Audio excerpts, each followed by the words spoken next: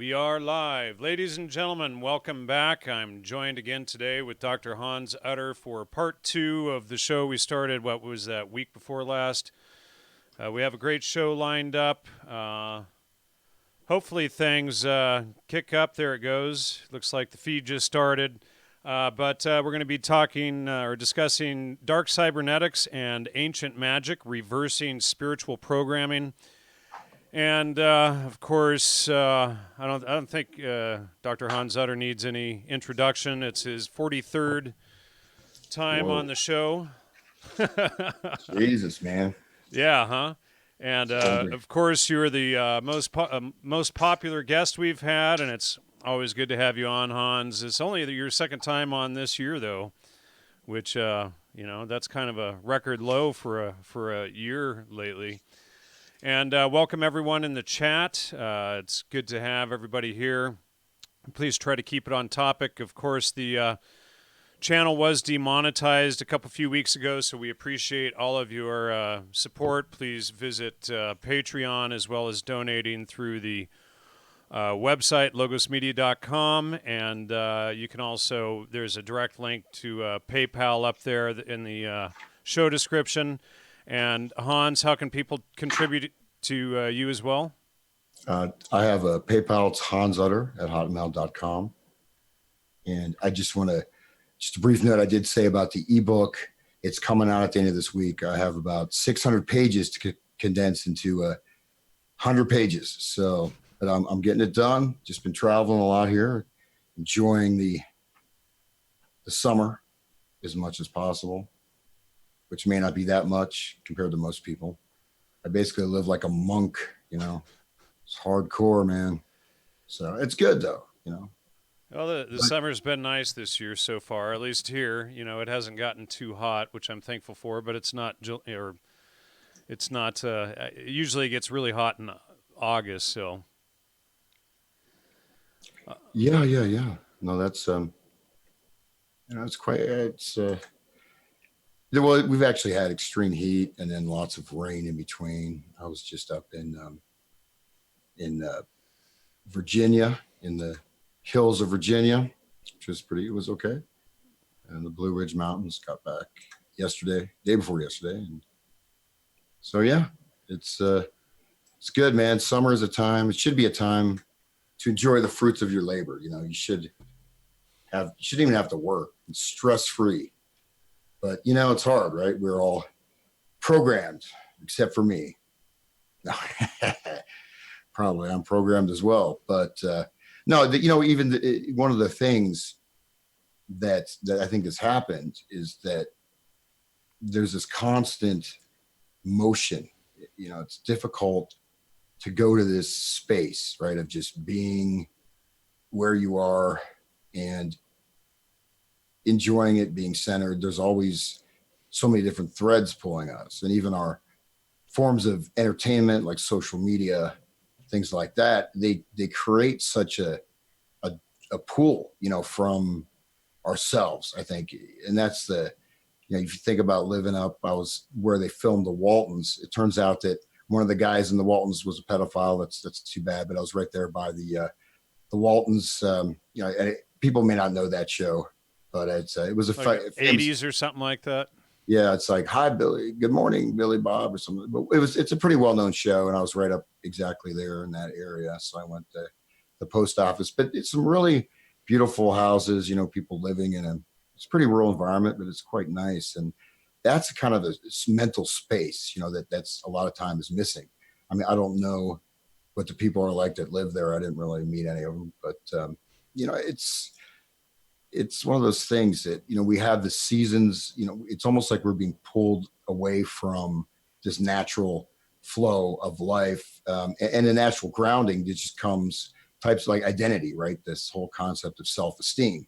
This is a programmed concept. It was put into place, and self-esteem, which is another outgrowth of cybernetics, is where your self-esteem is how you think others think of you, right? So it's actually putting you're severing yourself, and then you have a self that has esteem, but that esteem is actually based on what others think of you or what you think they think of you, which is basically like what the social media world can be, right? And so things like that, like in other cultures, they just don't have a concept for low self-esteem or all this stuff, but it's so prevalent in the West. But that's because we're kind of trained that way, right? We're bred that way.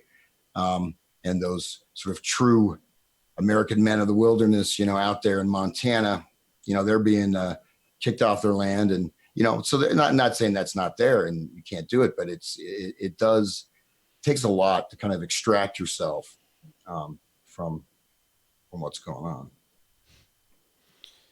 Yeah, and these days, I mean, you see people committing suicide for being trolled on Facebook or whatever. I mean, people get all this hate and whatnot levied at them for something that happened at school. High school kids and whatnot are attacked, and you see this kind of thing going on. It's pretty hideous stuff, and people are so easily swayed by disinformation and things like that. So dark cybernetics and ancient magic and whatnot. Somebody in the chat asked where, and I had shared it with them, where did you find the text regarding the tree of death? Do you know what year it was first referenced? Well, I have, in fact, I can pull it up right here.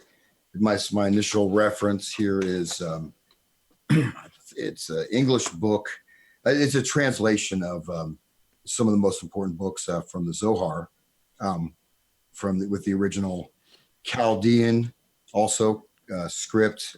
So this is, let me just look at the beginning. It's pretty interesting. So this is like a page, because you can't see that. It looks like a big blob. So this is, that was cool though. Okay, this is the Kabbalah unveiled, containing the following books of the Zohar: the Book of Concealed Mystery, the Greater Holy Assemble, the Lesser Holy Assemble. This is Mathers, yeah, of course, S.L. Mathers, and the date. It's definitely older. Let's see, I don't have 1887, published May 1887 in London. I'm gonna have a bunch of other texts, but that was kind of the first thing. There's a bunch of different books. I mean, it took me a while to kind of get through the language, to understand, because, again, you have a very complex system of, the letters assigned with numbers, assigned with shapes and even gestures, also assigned with a specific reference point. Like one is like the claw, or an ox goad and stuff like that. So each of the 22 letters are assigned. And that's kind of the base. But as you get deeper into it, it's a map. It's sort of like a psychic map or a road map. It's also a technology. Okay, it should be understood as a type of technology that, at least certain people seem to believe, that it has influence on the world, especially, all the stuff with different dates, types of ritual symbolism. And as hopefully I'll touch on, there's just such a plethora, going into the tree of, that's when I started seeing that the way things were actually unfolding, with even, I maybe mentioned last time, like if you look at such things as cannibalism, well, that's being mainstreamed on shows. Pedophilia, we can go back, or even the transgender. And just to say, I'm absolutely not transgender phobic. I actually was thinking that I would be pretty hot as a girl, and I probably could get a job because I'll be a special minority, right? I'm not going to change. Oh yeah, you'd have special rights, and you'd probably get like extra benefits and pay raises and whatnot if you're not. I guess they call us normal straight people cisgender now. If you're not one of the 77 or 107 or whatever they are made up genders. Yeah, I actually did try that. The identity, the fluidity of identity, right? So I am Indian, and you will not tell me I'm not Indian. I am Indian. You're not telling me I am 100 more Indian than you. So I actually just say. Did it rub off from your wife, or? No, man. I was in India. I guess no. Right. I guess I got back from India when we did that And show. they recognize you now as Indian, right? No, they don't. They say you're a white man, and I said no. I have identified you're committing a hate crime on me. And what did they say when you identified a hate crime? They said I was racist. They really did. They said I'm a racist bastard, and I said you're a racist bastard. But anyways, I won't go into that. It's a little fun, but it was funny that I was just I was actually thinking, okay, why not? But people got really offended, man, and I obviously it's a bit tongue in cheek, and I'm not being sarcastic. I mean, I when I after spending so much time in India, I'd come back, people wouldn't believe I was American. They're like, you don't talk like an American. I don't know how do Americans talk. Hey y'all, I don't know, but how Well, you doing? I used to live in Serbia during the summer with my wife and her family, my ex-wife, and every year when I got back, I didn't think I had an accent, but everybody else said I sounded like an Eastern European. Yeah. Yeah, but that's the technically I could do that. I mean I am allowed. In fact, I'm encouraged to be creative with my identity. And kids, 4 and 5 year old kids are being taught that. Well, I mean, I'm sure you're familiar with this. Like, well, just because the doctors make mistakes, and if they say you're a boy and you feel like you're a girl, then you're a girl, and we'll just start giving you, hormones, and you can cut your pecker off, and then kill yourself. And then yeah, and then kill yourself, and then that way it's not identified as a mental illness; it's identified as you're actually just a girl born in a boy's body, and never mind, there could have been some traumatic event, and usually it's they do this stuff to kids before they even hit puberty, so that, and when I was a kid, we called them tomboys or whatever, and then most people grew out of it, and that was that. Carrie says that's and I was talking about cisgen, and that's what she says. That's what she calls her sister. Yes, sister. Well, the thing that's really tragic is that, especially for children, and I may get into some of these projects because this I got so much material. That's why I'm kind of leading up to it, because as soon as I start, it's like just I don't know. It's like Smokey and the Bandit. Everyone, the little '80s reference there. Well, They yeah, got I use that reference too, but often people don't get it. So yeah. it's like the new or, the last Spider-Man had like Sally Fields in it. It's like, wow, there's a throwback. But well, we have to call them the LGBT QWERTY so that it covers the entire keyboard, because they're going to add more and more letters to it, and if it has P in it, that means pedophile. Yeah, no, exactly. And again, this is, one of the most important things is, oh yes, I mean, humans, right? I mean, we are uniquely malleable. I mean, there's a lot of things that are inherited. I mean, you can, and this is one of those things, but, like, for example, my sitar teacher's father, I mean, he said he was bred for music. I mean, and this is generations, and they have these skills, and things can be passed down. But on the other hand, certain, like, identity, you're developing your mind, and especially when you're a child, you're supposed to be led, and you're supposed to be things that are secure. I mean, kids come home crying because they say, they go against the transgender ethos, and they say this isn't right, and then they get thrown out of school, and these are like little kids. Yeah. And it's really destructive to do that. It's such a horrible Well, yeah, thing. it's like, boys aren't boys, girls aren't girls. You don't identify yourself through biology anymore. You identify yourself with a sort of plastic, fluid, whatever it is. I mean, when I was a kid, if you wanted to identify with someone else, you put on underoos and you danced around the backyard as Spider-Man or Superman or Batman or whatever the case may be. In this day and age, if you want to be someone else, you, rather than putting on underoos, you force everyone else to lie for you so that you feel better about yourself. It's no longer, just you and your delusion running around in the underoos in the backyard. It's literally forcing everyone else to lie for you so that you can feel better about yourself. Yeah, and it just examples of this. And I straight up, I've always I had a lot of friends, that were gay, whatever. I thought they're cool. They're very artistic, interesting people. I had no issues. But then that's just, what does it matter? But number two, the transgender thing. There's a lot of people with serious psychological issues, and some people that are just straight out absolute perverted creeps. I mean, a great example of that is this guy in Canada who was, he's kind of an obese. He's a man, but he says he's a woman, and so he went to all of these beauty parlors and wanted a Brazilian wax, right? So he's still a man, and the women are like, some big fat dude, like, I want a Brazilian wax. I'm a woman, and then he sued them, and Right. he got all these people to pay him off, and so this person is a, and then they've had all these drag queen story hours, and I'm sure everyone's seen that And picture. every single one of them manages to get in the media, don't they? It's like obviously those are staged media events to push this whole agenda from the Tavistock Institute and whatnot, SRI, the Esalen Institute, where they promote this stuff downward. What do you have to say about trans species? Like, last year I was thinking about becoming a horse, but it's like if we just decide that we're a horse, do you think we can just live off grass at that point?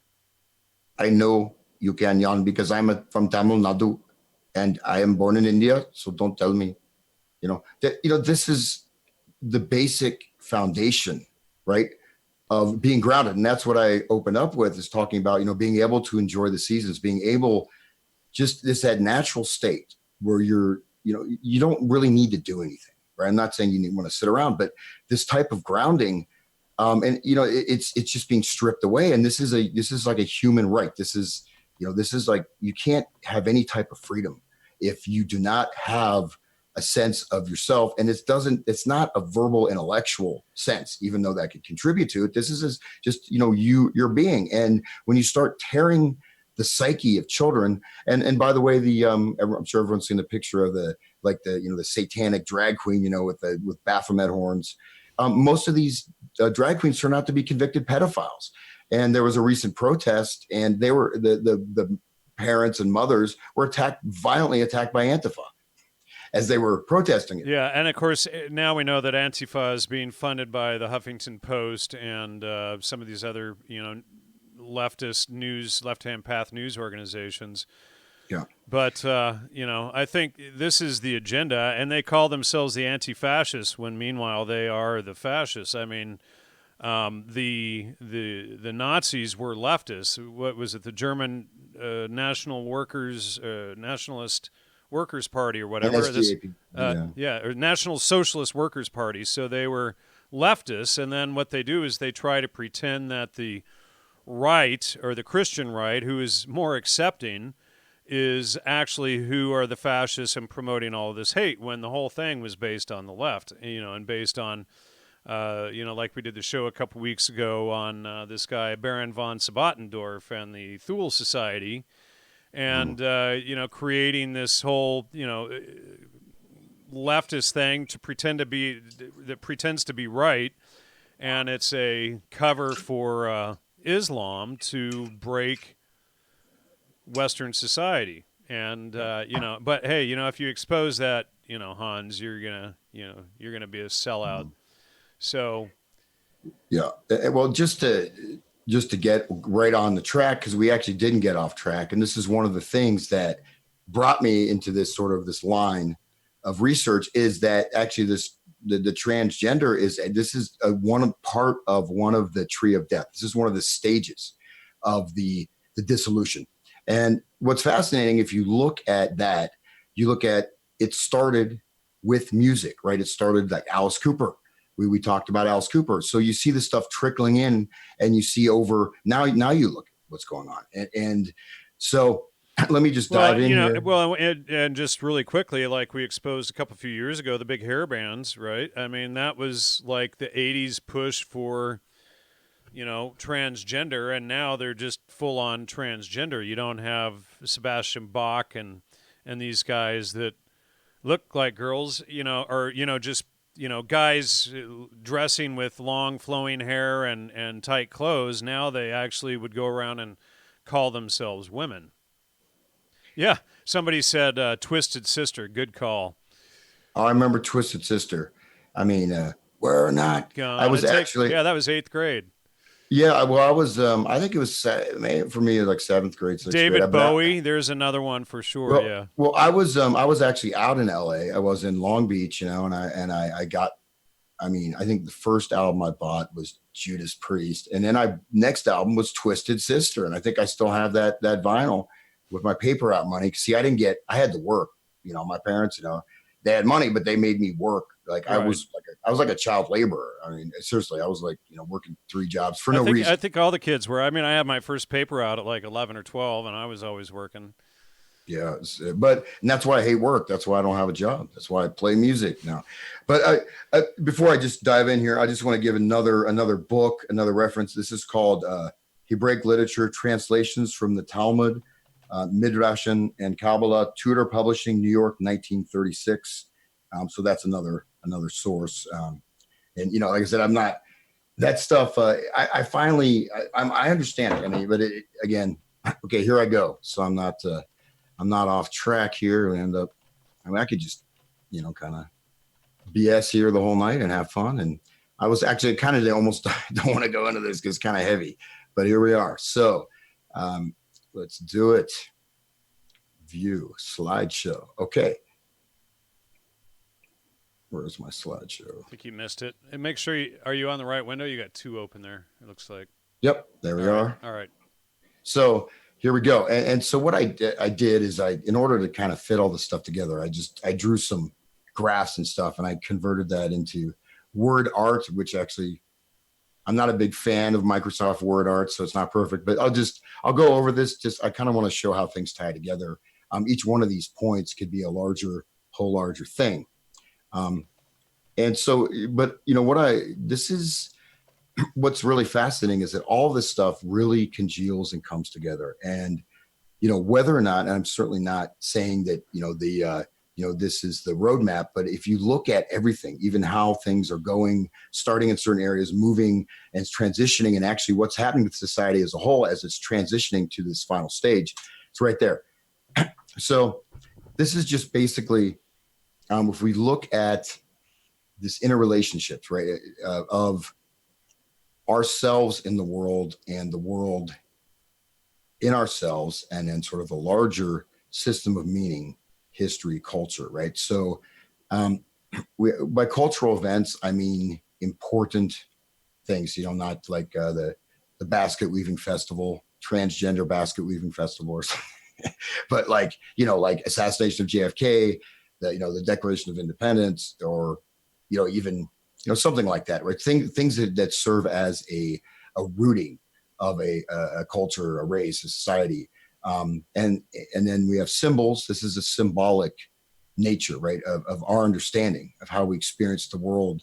We interpret symbolic meaning, and in fact, it's through the sense of symbols and symbolic meaning, and that we kind of derive our sense of identity, but also it serves as a core mechanism for the society. And then I have values again, and then history. So the history, all these things tie together. And then we have codes, right? So codes are systems of understanding. They're also implicit types of value structures. They're basic ways that we function, and even how we perceive the world. And these serve to guide us. And a lot of times what I'll describe as sort of the coding factor, which ties later into like even IT stuff, right? And we're being coded into the vast AI network. So the coding is, it's, you have a code of conduct, but I'm talking about codes is in a lot deeper sense that's almost subconscious, but it's kind of part of your being. And then symbolic processing. How do we relate? If you look at all the things in the circle, the center of the circle, what is the history, our the cultural values, the symbolic things, the events, even in our personal lives, how do we process those? How do we understand and make sense of it? So if you don't know how to process what you're experiencing, you're also lost, right? But at the same time, all these things are open to manipulation, right? We'll get into. And then meaning. Fundamentally, meaning is that things there is a sense to life. There is a meaning, right? We're not, or just the opposite can be true as well, right? The meaningless, nihilistic world that we live in right now. So it's meaningless, right? So that intersects with this process of valuation of how we evaluate our behavior, our lives, how the society creates these codes and instills them, and things like that. So this is first stage, and we move on. Oh my God, that sucks. Okay, that was my cool little chart, and you can't see the text. You know what? Oh, that's a drag. I can go back to my original thing, but so this is going from some of these actual. I'm going to change this profile here. So I think that's not very good. So let's try this. Okay. Yep. I'll go back behind the scenes, guys. Hopefully you don't mind. So DID is dissociative identity disorder. That is what has and is being inflicted upon us, right? Creating these shattered or split types of selves. And as I mentioned, self-esteem is a concept that, again, it's completely based on a projection of a projection, but yet it became this fundamental core in education, all this stuff. And so self-esteem is tied, of course, into, well, I think that I'm a female, and so you're hurting my self-esteem, and now you've committed a hate crime, right? But it's a type of DID, dissociative identity disorder. And in fact, this process of dissociation is really fundamental to this. And then this leads into smart cities are sort of what the end game will be the result. But cell phones are really central to that. So a lot of the technology is based upon cell phones. And we talked about this, the social credit. So everything is on your phone. You have to show your chip or your little barcode thing to even buy groceries, and people can walk down the street, they read your location data, and they know about you, they know about you're right there, right? The cell phone is the link, and then they're even which I've heard and stuff, like even some of these kind of gang stalking, targeting individual stuff, they're running these things, networks off cell phones, right? So with the cell phone, you can actually coordinate, and you can coordinate large groups of people in an extremely intimate way. And then, of course, again, smart cities, the smart city is the end of, when we hit the smart city plane, we're all, people are going to be moved off of the country. They're going to be in this absolute complete control grid, which is, the black cube. So, and then the next stage, we look at metadata, right? So metadata, this is all of this stuff, even how long it takes you, how long you look at a certain type of a picture, and of course, everything else you do, what you search for, whatever emails, what movies you watch. I mean, and thousands of other things, right? So metadata allows for algorithmic complete tracking. In a sense, it becomes a way to almost completely step inside someone's mind. Not necessarily completely, but if you're not aware of it, the gathering of metadata, is you have these massive, repositories of this information. So they're really creating, and they have created, right, this incredible, invasive and collated, right? So everything you could look at, like everything from tax records to, again, your web search time and et cetera. And then we look at a little deeper aspect is the electromagnetic control grid. An electromagnetic control grid is, it to a certain extent, we experience it in various ways. And I would expand that to include music, because in this discourse, I'm going to look at music as a mode, it's a vibrational frequency, right? And so all this stuff, if you look at 5G, but even cell phones, if you look at, entrainment from the flicker rate on televisions and all this other stuff, and, various, many technologies, like remote hypnotism, which was done in the 50s and 60s. This is a remote manipulation of groups or specific individuals without their knowledge, right? So you can even buy devices. I talked about some of these infrasonic, tones below the threshold. You can buy devices that you can blast on someone so they can defecate, they lose control of their bowels, they can go into, acute paranoia, acute ecstasy. You can actually buy devices to do that. I don't know why you'd want to do that to somebody. And then the final result is transhumanism, right? Where we're permanently fused within this machine grid. And that's the black cube. That's a tesseract. That is the permanent slavery, right? Where there is your thoughts are so traced, everything you do there, it even removes the possibility of freedom. And part of that is not only transgender stuff I mentioned, but also the the removal of even possibilities of thoughts. You start taking words out of the language, right? You're knocking the statue down. You destroy the history. Suddenly there's no longer a word for freedom. Right, You don't even like know what that means. Newspeak. This was Eric Blair, George Orwell stuff, and he was a student of Aldous Huxley's. Yeah, but that's and obviously though when we go to this higher level, it is there, and I always harp on this, but the Pokemon Go thing, just because I was traveling around the country and I saw like these herds of zombies, that was the rollout. I mean, the initial rollout, and you had remote control human beings, right? And people were running in front of cars. That was a rollout that is going to be central. And again, the cell phone is a core aspect, and then you drop in the 5G, all that stuff. It's all there. Well, down on the last slide, down at the bottom, you had the black stone or a black cube, permanent black slave. cube, yeah. That's the Kaba stone, and then somebody just posted in there. That sounds like Mecca to me. That's exactly right. Yeah, well, it's also known as a hypercube, right? The hypercube. So this represents the sort of occult practitioners that are doing these workings, right? And we'll see this intersection of science and of ritual magic and all these symbolic, all that stuff that I talked about in that first slide is there. But yeah, that's a tesseract. That is the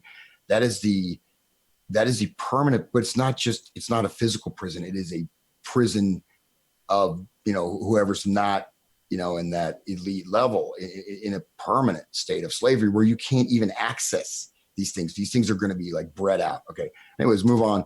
So now let's look at some of the ways that this is like a ball. These are happy little balls it's like my drink mixer. By the way, I'm not like David Lee Roth. This is actually water.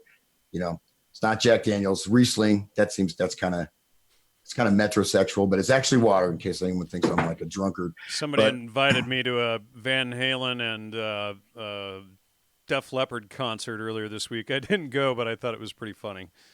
Well, it might be fun to see that. It's like these 80-year-old guys trying to rock out and dance around the stage in tights. Well, yeah, and again, that's something that you didn't see that. Even when I was a kid, like classic rock, quote unquote classic rock, was only you could find an oldie show. It wasn't anything. Right now, as I said, part of this is this end of history, right? It's this thing where you're stopping the actual flow and development. You just start to cycle and recycle these. And as you do, though, you're going deeper and deeper into this stuff. But anyways, so these are particular things. So the Khilafat, again, like the dark Kabbalah, the law of octaves is very interesting. This is, I may not get too much depth. I actually have a guitar. I was going to demonstrate some stuff, but the law of octaves is kind of like the law of entrainment, right? Where you have two bodies that have a certain pulsing, and they will phase lock. So the law of octaves, it's a little more esoteric. It goes, Pythagoras and stuff like that. But when you look at sound, right? If you look at any frequency, okay, hey, I got my guitar. I'm going to do it. So I almost missed the show because I had to find a pick, but I didn't want to play any. Should I play some Van Halen? Sure, why not?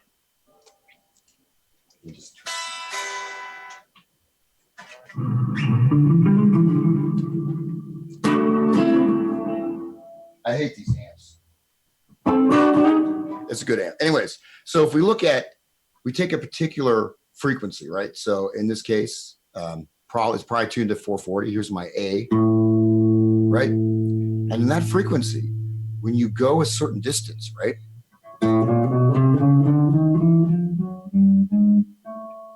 We find that same note that's repeated, but it's at this higher frequency. So this octave, the octaves are these repeating bands of spectra with different dimensions, and you can actually take the sound all the way up into the electromagnetic spectrum, into, cosmic rays, gamma radiation. All this stuff is connected with this fundamental principle of octaves, which is that in itself is a whole nother esoteric thing. But so basically, from this amazing thing, so we have our octave, and within that we build the scale, which scale means a ladder, right? So I can fill that octave with notes, right? With some kind of pitches. I can go. Is that just just a chromatic, or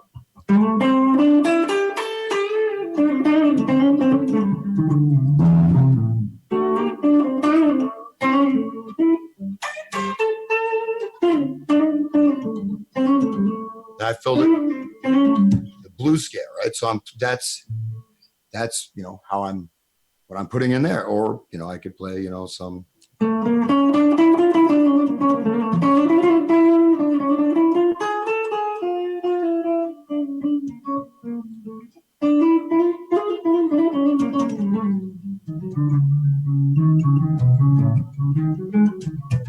So many different possibilities, but just from this simple phenomena of nature, you have the monochord, and this relates even to planetary bodies. You find that these laws of these frequencies is really very fundamental, because it's sort of like a fractal relationship. But I'll may get into that another time. But then next thing, we have this psychological. Do you want to take off the share screen so people can see you play?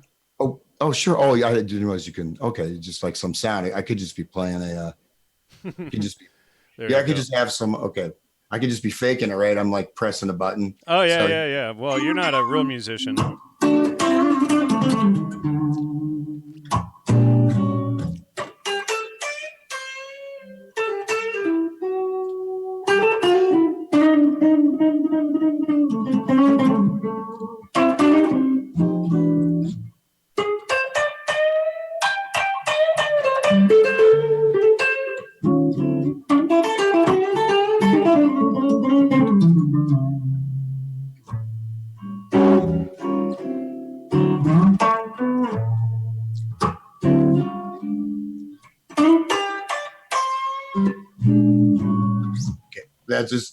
That's also a form, right? So I've created a form of as a blues, obviously.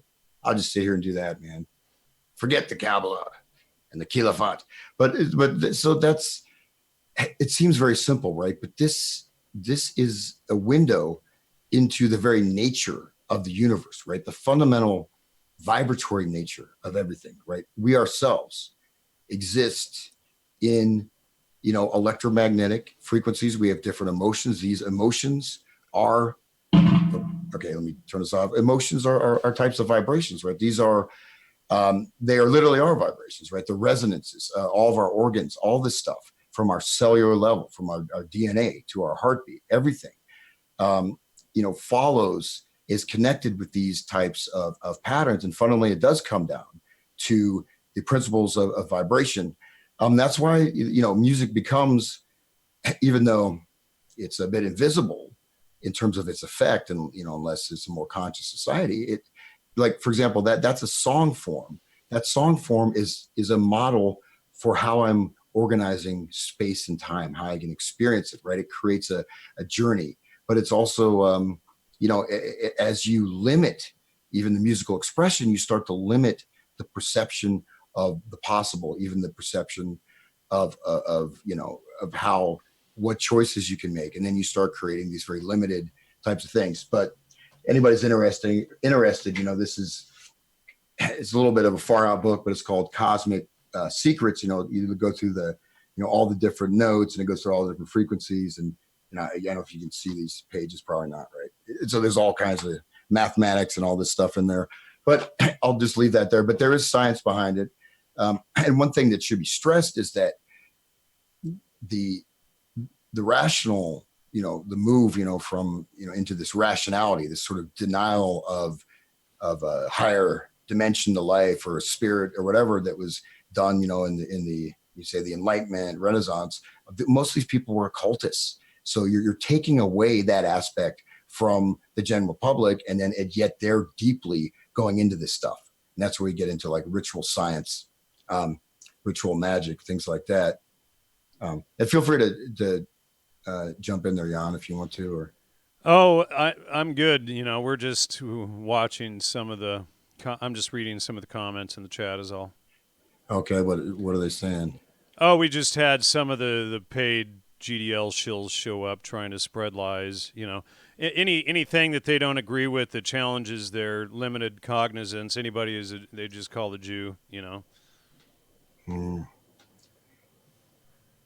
Okay, so anyways, move on here. So in manifestation, now when you're going, instead of taking principles, knowledge, energy, and going, to this, to all that a human being is capable of, all the realization, all the beauty, the joy, whatever that can be, you go down, and we go, and these are some very specific institutions that are, of course, we've talked a lot about all this stuff. I know you have too, but these are some of these actual projects. Like we have MK Often. If you're familiar with that, that was one of the MKULTRA projects, which was concerned directly with sorcery, with black magic, with palm readers. You've got witchcraft, even these cults. You have a lot of these occult organizations being set up or infiltrated. So, but they, Sidney Gottlieb was known as the Black Sorcerer, and he himself explored black magic, and they even they got stuff from looked into voodoo and all this stuff. So there was a big research endeavor into this Often, and under this MK Often program. You have the Society for the Engineering Institute, the SEI, and that funded various programs, especially working with children, right, where they had young kids, at a summer camp or at a school, and they were used as part of this program to see how people form identities, the language, all kinds of stuff. Society for Human Ecology, another thing, MK Search, that's another sort of offshoot of MK Often, again part of the MKUltra program, but directly connected with occult, ritual, black magic, and trying to utilize these things. And then finally, Project Star Child is a little more one of these more far out. Those guys were having a lot of fun in the CIA. Probably take Absolutely. it. But and then we go to very specific. How do these programs or projects are manifested? Well, as I've argued, is that the stuff is being rolled out in a society-wide scale. So you certainly had lots of victims, and we have of course examples which you and myself have talked about ad infinitum, about like the 1960s rock scene. That's a great example of a rollout, but that was still a little bit scattershot, right? They did a huge amount of damage, but it wasn't to the level that I think it's reached. So we look at remote hypnosis. And remote hypnosis means that there's a sense you're able to hypnotize people, whether via electromagnetic means, whether via media entrainment, music, many other ways. Their cell phone, whatever, staring at it. Yeah, but there's actual technology too to actually hypnotize people and put suggestions in their mind, et cetera. And this has been around for a long time. Again, of course, MKUltra, which is, again, this is our society is now basically, people are, going through various stages of these types of programming things, almost every day. Maybe not everybody, but, and then triggered responses. So triggered responses are particular program cues or codes.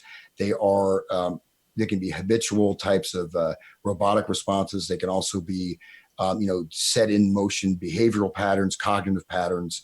That's, you have sort of like a slavery, but you can actually make people respond, in a variety of ways. And in fact, I think that, within the media, as we'll get into a bit later, this is absolutely there, right? To embed these codes. Like, for example, if you're at a certain type of a rock concert and, you're tripping balls. They used to say that, right? Yeah. I met a lady and she said she injected LSD in her eye. That was weird. Yeah, I used to know people who used to drop it in their eyeball, I guess direct path to the brain, but it sounded pretty stupid to me. I think so, man. Um, yeah. And so, as we go in there, so the trigger responses, then we have programmed alters, that's referring to the, these fractured, the dissociative identity disorder, right? So people have these different personalities that are triggered, these separate identities that they may not even be conscious of. And this is, of course, done. There's a lot of material on that. I was going to play an audio clip, so I'll probably skip and then. But anyway, so the program alters. What I mean is that the mind is fractured and set these separate personalities, but there's a code. There's an operating code for this, and that was some of the stuff that was coming out when they started finding all these people with multiple personalities. They had all these different layers. They had like a delta layer, that would be, for assassination. They'd even have self-destruct. They'd have all these different sort of rooms, and then you have surface personalities. But these are separate entities within a single person, but they're programmed via code. And then cybernetics allows for this type of coding. It allows for a large scale modeling and mapping of the society based on these loops. And also, as I looked at Beer's, his city, his computer run city with that as Star Trek control room, that's an example. That's the smart city, right? That's the technocrats, manipulating and controlling and modifying and creating the system. So I have this as a loop because it all fits together, and people are probably aware of that. But I mean, cybernetics is the whole IT stuff came directly out of cybernetics. Transhumanism, they're talking about that in the 40s and 50s. All this stuff, this even the a lot of the words, the technology, came directly out of that. Binary code, and there's a huge crossover between those and the counterculture, and people like Jerry Garcia and people like Margaret Mead, whatever. Yeah, for sure. Well, and Margaret Mead's husband, Gregory Bateson, was one of the key founders. Well, what about like Timothy Leary was one of the first guys promoting virtual reality and all this stuff as well. And of course, he was CIA and he was a crypto Islamist and all of this other stuff, dark Satanist, occultist type. We've exposed him for years. And then Terrence McKenna was another one of these guys, a big dark occultist into Dr. John Dee and all of the dark occult stuff. And he was promoting, what was that stupid program, the 2012 end of the world scenario and all of that. But yeah, they were all engineering the crash and destruction of society. Yeah, no, certainly. I mean, and Tim Leary is a great example because, he was absolutely connected and involved with this and knowing full well the destruction wrought by the LSD, right? And here's the thing, right? There is, there are, I believe, there are these states of spiritual experience that are there. The problem with LSD is that, number one, you're getting somewhere without really being grounded, if you're even getting anywhere, right? And then the second thing is that this can do permanent changes, but it's also, even if you have, you take acid and you see God, you're still going to wake up in your shitty apartment with, and then, so you're creating this dissociation, right? You've had a state, you can't reconcile it with your daily life. And it's just, I don't even understand, why going into these realms, because you're so easily manipulated, and this is where these types of programming can really be done, especially, if you look, I'm not saying you have to believe in all this, demonology and all that stuff, but that's a perfect state of mind to embed this hypnotic suggestions and put these triggered responses in. And that's, as well as, destroying a huge swath of people and getting people, looking in the wrong direction. You just take a pill and you're there, right? So chime in. So I'll go back here to the share. So I'm a little better operating this thing here. Let's see. Is it sharing? No. There you go. Okay. So I'll get it back here to where I was. Now this is where it gets kind of deep. So, so again, the Sephiroth, these are spheres, right? These are dimensions of inner and outer life, right? And so when you go, it's something that connects. You know, we have much deeper states of our mind. That's why you have mythology, you have legend, you have stories that access these things that may, you know, not necessarily be conscious of. But so you have the realm of Baal Penar, right? So you have this inversion of life again into this tree of death with the various Sephiroth, and each one of the Sephiroth are linked with. I actually got this amazing, super interesting article by this guy Scudder that is unpublished about the ritual science and the Khilafat, which I'll get to in a second. But so we'll just move on here. So let's just look at actually Khilafat, right? Is pretty much the evil, right? It is related directly to the process of evil and how do we understand evil and what does it mean? And the fact is that there's this school of thought that actually evil may actually be the path, right? The universe God may be evil. This is the way you go. But you know, you can look at how does this relate? So you have positive evil, negative evil, necessary evil, da da da da. You can go through all this stuff, but these are all different types of quote unquote evil that are expressed through the caliphate. And the one thing I should say also with the Kabbalah, they say there's four different worlds. There's not just a single world. There's four separate worlds, each of which has their own Sephiroth, tree of life, and their own Kiafat. You know, so you move on. So what is the root of evil? We have En Sahaf Bina, Gerbo Din Hud Malkut. These are some of these spears, right? And they're not only associated with powers of, you know, even like, you know, types of science, right? Is a type of science, but also with these entities, right? Lilith and all these demonic entities that are being brought into the world. And how does evil act? Separation, intrusion, the other, multitude, right? So these are all like, so the other means, you know, you have this sense of isolation and separateness, and multitude is where everything is just reduced. Humanity is reduced to this big ball, this big gooey mass.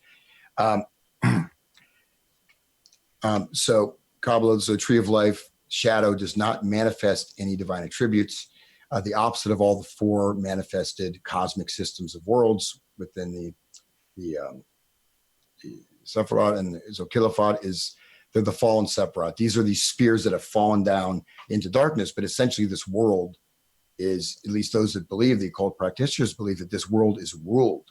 This world is under the law of the tree of death. The tree of death is the actual law of our space and time in the world. And that's why you go through this process to gain power, control, whatever.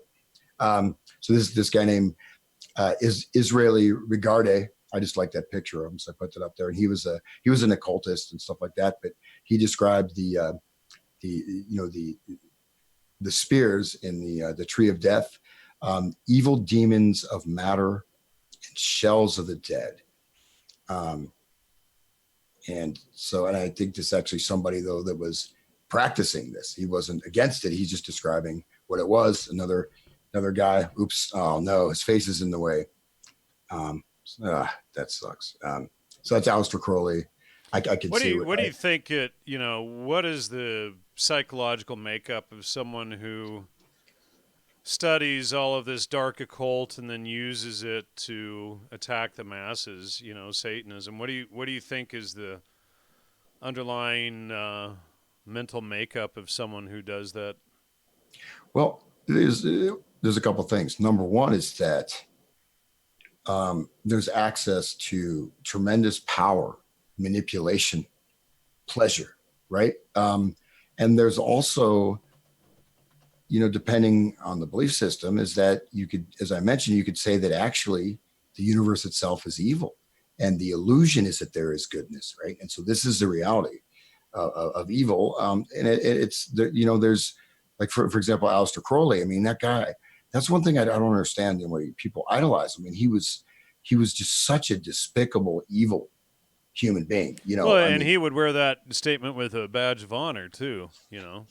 yeah, and And that's people constantly try to play down how evil he was and what he was actually doing. You know, what started out at, or part of what started out at Esopus Island, which then became, you know, the whole Woodstock, you know, thing and all of that. You know, when I was out there at Woodstock investigating the whole thing and tracking down what he was doing at Esopus Island and whatnot. But you know, it's like, you know, even trying to investigate him, people have spun that on me for exposing what he was doing there and saying, "Oh, I was the dark occultist," don't you know? yeah, yeah, and so well, the quote from Aleister Crowley, which probably won't mean much to people, is the three evil forms before Samael are said to be Kamatal, Bilal, and Othiel. So he's talking about these, you know, he was very much into this tree of death, right? This is these are these very powerful demonic entities, forces, and even again, I want to stress though, you can drop the, you know, the demon stuff and just look at, you know, degradation, destruction, murder. You know, the way, like, again, transgender is being promoted. That's directly connected with this. And you even trace the path of what's happening in our society. And now it's not just speculative. It's going full bore, Well, right? and what do you think of Crowley? You know, said that he was in the same fraternity as Muhammad, and Leary went on Hassani Sabah's pilgrimage, and all of these, you know, ties into Islam as, you know, being the key factor behind it. What do you think about that? Well, you know, that's you know, that this is that thing, you know, you there is this, well, we fundamentally you go, you see, within the tree of death for the adepts, right? For the initiates, for the sorcerers, you become God. You recreate the world in your own image, hence transhumanism, hence, you know, genetic modification, hence smart cities and this desire for absolute control. It comes from this idea that you are actually superior. You are God, or you can ascend to God. um, and in fact you can you know, take society itself. You can also you know, you can take these entities, if you believe in the entities, or even the social forces, you know, the bedrock of society, which I talked about in the first slide, and manipulate that, right? And that's the you know, that's the goal. I What mean, do you think is the, what I'm trying to get at though is, what do you think makes them, rather than empowering people with their knowledge, to suppress, manipulate, turn asunder, you know, etc. You know, what is, you know, other than just saying, well, they're a psychopath, is, you know, well, you know, it's you know, again, I mystery of iniquity someone just posted. well, you know, I mean, there's, you know, again, it's something where, you know, if you have, I mean, part of it is this, well, part of it is directly, it's this egotism, right? This supreme egotism. And then this, and there's people that get pleasure, right, from destroying others. You know, Right. look at it. Look, I mean, look at Megalomania, essentially. what, well, look at, you know, it's like, I mean, I'm still, you know, I'm trying to survive, you know, I'm eating, you know, eating at Taco Bell every 2 days or something. I'm still grooving, but you know, you got, it's not that bad. I'm just kidding. I'm just, look, that was I'm panhandling now, but, you know, you look at these people that have such immense wealth and power, like the, you know, former director of Google is now part of this, what is it, NKVD, that, you know, that cult, right? That sex cult, the Brofman family, you know, where people are getting the tattoos. He was running, his ex-wife accused, you know, this former Google head of running, you know, these sex trafficking, sex slavery rings. Does that guy need money? Does he have to do that? No, he wants to do it, right? He wants to be a part of that, and that's the same thing with this, you know, like the pedophilia, because what, you know, with that, you know, you're crushing a human soul. Yeah, You know, you're corrupting it and destroying it. You know, and they basically they steal the person's soul from a young age. Would you agree with that? yeah, and just there's a documentary. The guy that he died, he got murdered. That professor, I think that was it in Oklahoma, but it was just in the 80s. It's really pretty amazing because he's talking. He met all these, you know, these male prostitutes, what happened to them, how they ended up in that life, and just the horrible, tragic stories, the way they were abused and beaten, and just destroyed.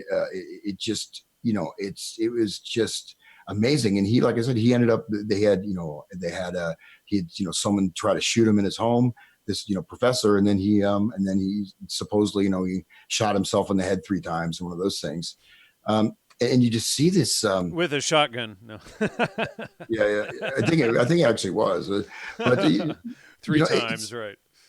It's just hard. That's one of the things that, I'm a little more chill right now, but as I was getting into this material, I was kind of like, man, I don't even want to really go into this because, but you have to understand that this exists. I mean, in fact, it exists. Well, and that's part of studying all of these secret combinations and the dark occult, etc. Is that you need to be aware of it to protect yourself and your friends and family, but it's not something that you want to look into. Well, yeah, I think right now, I've got a collection of like images I'll show at some point, just of our contemporary culture. This stuff is just now in our faces, just right here, right now. All this stuff, primarily it's in a lot of it's in the popular music culture, but I think, which I may haven't stressed it enough, as I'm trying to say that these things that rolled out, you have Alice Cooper. Oh, he's just some crazy guy wearing a dress and playing crappy music. School's out, and then going golfing with Bob Hope. Yeah, it's like, and why would somebody like Alice Cooper be writing a song like "School's Out for Summer"? When he's like 25 or 30 years old. Clearly it's designed to keep kids from wanting to learn and think. School's out forever. It's like. Yeah, but he's going for a young demographic. He's going for Right. 14, 12-year-old kids. Right, exactly. And there's all this, there's also, see this, we have the windows of our senses, right? Our eyes, our ears, when you let something into your mind, you invite it, especially in a state of entertainment, you're sort of becoming that a little bit, like you're drawing that in. But someone like Alice Cooper is, there's like a type of intense self-hatred. Who's that guy, the king of, I always forget certain names. I always forget, but the guy, the punk rock guy, right? Who was like, he said, I'm God and Satan at the same time. Is that the guy that would rub feces on himself on stage or whatever? Yeah. He'd take his clothes off on stage and just was absolute ultimate level. Yeah. We exposed him in the Music Mind Control Psychobiology series, but I don't, I've blocked that guy out of my mind as well too.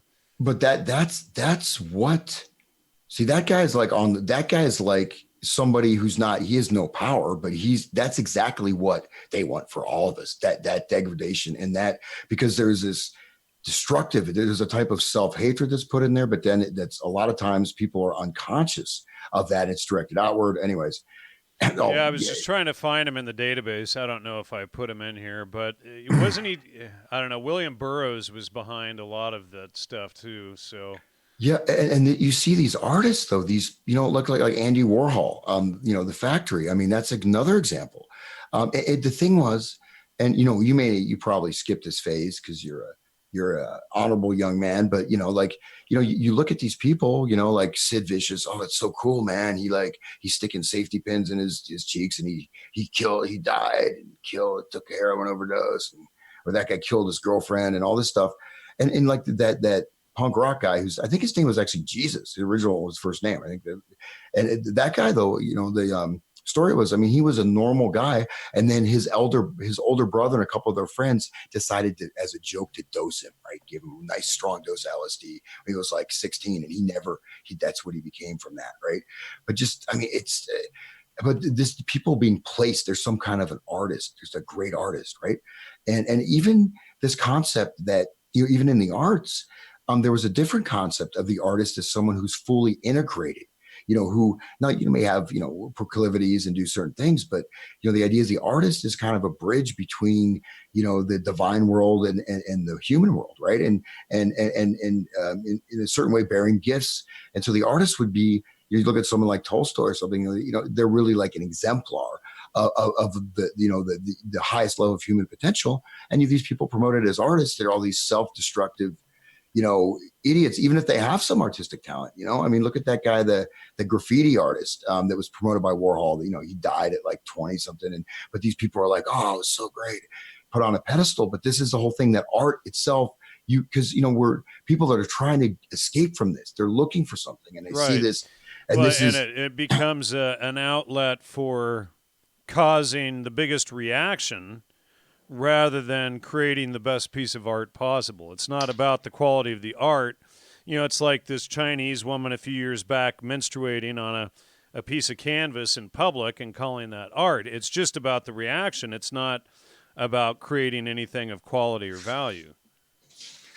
yeah. And if I get to this Charles L. Scudder paper, who was a professor of divinity, I think at Loyola University, but also was a very he was hanging out with all these occultists. When he died, they found a huge quantity of pure Owsley acid, enough to dose like a couple 100,000, if not even 1 million people, of pure pharmacy grade LSD. And this guy again, and his paper that was published on the Kilophot ties this directly into science, social order, and all this stuff. But I'll get to that in a second. But yeah, so let's just look here at the Kilophot, and again, people are welcome to tell me.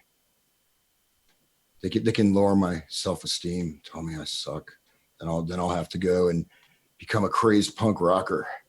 That would, wow. Yeah. Anyways. Yeah, and please, folks, while Hans is bringing that up, please support the show. Send your donations. Go to logosmedia.com or Patreon. The links are below there under the show. Really appreciate your support. Show the love.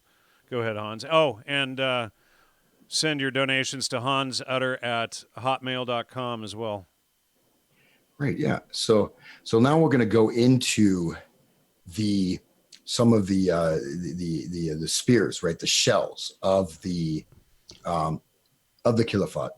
And there's a lot more practical and concrete stuff. As I mentioned, this Scudder paper talks about regular science, ritual science. He goes into living systems, social organization, using the Kilophot as a model. He uses the different spears of the Kilophot as the way to understand the world, but it also, I'll hit that later. But so this is the first one. And the name of this spear, the shell, is Thamael. Thamael represents duality, whereas Kether represents unity. So it's the opposite of the Kether Seraphot. Thus, Thamael is the division, which is perfect only in unity. As a demonic order name, the Thamael were before their revolt. This signifies perfection of God. So notice how all this stuff, it's flipping, it's inverted. So they're saying that that's what that Aleister Crowley quote, this is before Lucifer's fall. This is primordial evil. This is evil that's a base ground force of the universe, right? It's pre-existing. So this signifies perfection of God. Now, how does it signify perfection of God if this evil existed before God did? I don't know, but these angels sought to become more powerful by adding an elf to their name. And that's, again, elf. We have to look at each letter. I'm not going to get into all that stuff with the different letters, shin, et cetera. But that's a particular letter. All these letters have potency. They have magical potency when they're enlivened, through this practice. Anyways, lowest state of their fall, they became the polluted of God. The cortex or outer form of the Thamael is called the Kether, the broken or light of God. So the male aspect of that is Satan, the adversary, right? The adversary. And there are two demons that are attributed to stress the view that the demonic opposite of Kether is a duality instead of unity, are Satan and Moloch or Malekith. So I know that sounds maybe a little confusing. Kether is one of in the tree of life, and this is its opposite in the inverted tree of death. And so there's one school of thought that says it actually is unity, right? That there is a unity, which means that there's a unity of evil, that evil itself is pre-existing. So it's a little bit scary, right? So you're wondering the belief system of people to do this stuff. This is part of it. Yeah, and just let me read this comment. Hold that thought. Fire Daisy says, very Foucault, Hans, the literary theory that says the deviant becomes the norm. I really appreciate my classes in literary theory to see what has been foisted upon society. Well, no, exactly. And that's the thing that's so pernicious, right? We see that, that even, you see the artist as, like Jackson Pollock, they're just, knocking back gallons of scotch a day and going in his garage and throwing paint around and then going to bars and getting in bar fights. Of course, and selling his paint splatters for millions of dollars. But that's supposed to be a great artist. He was a total alcoholic, blah blah blah. But these people are put forward as great artists. Or right now, when I get to the Miley Cyrus thing, where she has all these weird deviants in her music video, and it's super creepy. But that exactly, and so what before was for those who wanted, on the edge, the edgy people, those in the know would be into that. Now this is becoming the entire base ground of society. You always had people out in New York City, but you look at, the Midwest, the backbone. Okay, well, I'm in the Midwest. I don't know if it's the backbone, but you look at like the farmer. You look at these core values that survived for thousands of years. They wouldn't even touch this stuff. That was who whatever was holding society together. So if you have some deviance, but now deviance is being enforced upon everybody. So it moves from being artistic, sort of an attitude, like, oh, I'm deviant, I'm a decadent, smoking opium. And by the way, there's a huge amount of drug use, in the 19th century. Queen Victoria was taking cocaine. She used to take, what was it? Well, of course, laudanum, opium, and was it the stuff to knock people out, chlorophyll? She used chloroform. She used to take chloroform to relax. She had a little chloroform bottle. So there's a lot of this stuff, kind of percolated in there, but again, in kind of underground or very elite circles, right? But anyways, so the other side is that shows a possible way out is this is not just Satan. There's also Moloch. So there's two. So it's not a unity, but there's these two beings. And like I said, I'll get into the specifics of how this works. I'm just going to go through all these different levels here. And just go here. And the next one, we have Chadagel, confusion of the power of God. So then this is, these are the confusion of that great power, which as Chokamal goes forth at the beginning to give the vital energy of creation to the process of Bina. The cortex of Chadagel is called Gogel, those who go forth into the place empty of God. Beelzebub, Lord of the Flies, and Adam Belel, Wicker Man, is connected with Wicker Man, Chadgal, both Satan and Beelzebub, as well as Adam Belal. The name Belal is often used separately as a demonic name. So I said, this stuff gets a bit deep. I'm going to go that far into it. But basically, one thing I also want to stress, well, I haven't even mentioned it, is that something called the Adam Kadam, right, is a perfected man. So the tree of life actually is also in the human body, right? This connects with, all the energetic forces, pathways, psychological things, and even very specifically to organs of the body, right? So it's not just totally abstract. It connects even with, specific things. But so this Chadgal notice what it's saying is that this Chokma gave the vital energy of creation, right? So this is the germination of the evil universe, right? This is how this is happening. And so it's a confusion, though. It's based on this confusion of the power of God. Go forth into the place empty of God. And we of course know Lord of the Flies. How about that book, William Golding, Lord of the Flies, right? Beelzebub is not just, you think of Beelzebub, just one of those demons. No, Beelzebub is very, very important, and the Lord of the Flies. And Adam Belal, Adam is like the primordial man, but this is the primordial man of evil. But it's also the wicker man, like the human sacrifice. And so anyway, so this is the second tier here of our Spear of Darkness. But to understand that this is a belief in this universe being created out of evil, not out of good. Okay, we move on here. Satriel, concealment of God. Even as Binah is the great revealing one who bestows the structure of the absolute unto the created, its opposite, the Sathriel, conceal the nature of the perfect. The cortex or outer form of the Sathriel is also called Shiril, the hairy ones of God. So there's, and that sort of sounds like the hippies, right? The hairy ones of God, right? So yeah, these kind of bestial things. And then this is Lucifuge. and again, these are connected with specific types of things. So this is a level. Lucifruge is the ultimate tyrant, right? The smart city is Lucifruge. That is the manifestation or the power of the Lucifruge. And then we go on here.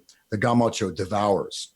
Chiset is a source of bounty, both in ideas and substance to the lower forms. Gamacho is the order of devours who seek to waste the substance and thought of creation. The outer form is the one of Arizal, the binding ones of God. And then we have Astaroth from the demonic entity. So let's just see this. That seems weird, right? Why would you want to waste the thought and substance of creation? Isn't that what's happening right now? Isn't that what's happening when you create gender confusion, when you have massive damage from vaccines, when you have people dying, keeling over every second from this opioid crisis? You got the Sacklers, using all their money and making these great museums, and they say in their own documents that we're going to target worldwide America, and they have, and they've killed millions and they destroyed millions of lives. Just look at it. I mean, look at the laying the world to waste. This is exactly what's happening, right? That's like taking a child, right? You take an innocent child.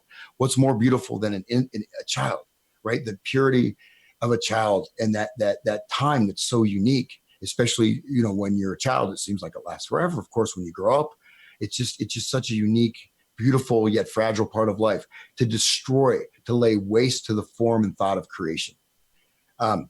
Anyways, and this is connected with Ishtar of the Babylonians and also Isis. So these are all connections with this. And don't worry, I'll come back to Earth here. Okay, well, that's a sigil for one of the demons. Luckily, you can't see the whole sigil. So a lot of these things these sigils are diagrams, right? These are used also to summon the demons or draw the should you be showing that? Well, it actually got cut off, so you only see part of it. So here you go. You're lucky. I'll just keep going. We're lucky. Yeah. Okay. Maybe I'm a Satanist. Just kidding. I'm just too nice, man. I don't understand it. I think it's nice. You want to feel good. You want, to show kindness. You want to appreciate beauty. That brings joy to me. I don't know how, but you have to understand, again, this is inversion. Okay. Anyways, continuing. Well, correct. And, to me, it's about empowerment. That's why I've done this show for 11 years, to empower people with all of this stuff that we've exposed for year after year. And whether or not people are intelligent enough or, care to fact check us and go into it more is up to them. But at least we've provided them with the information to discover, the facts and truth behind this stuff if they so choose. Some of them, would rather attack us than dig and look and think. But, at least we've done our part.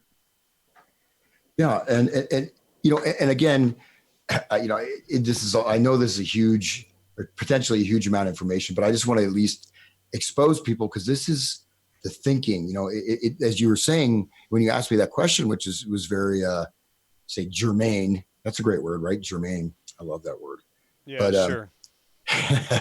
But it's very germane because that is how it's possible for people to go into the, anyway, so this is, but we still haven't gotten to the root of what we think makes people hate life and the world and society and family and children and everything so much that they would want to destroy it, harm it, suppress it, all of these things. It's like, it's a bizarre psychology, Well, but it's not only a psychology. Again, you see okay, I'll just keep going here. So Golaba, it literally means burning bodies, this shell.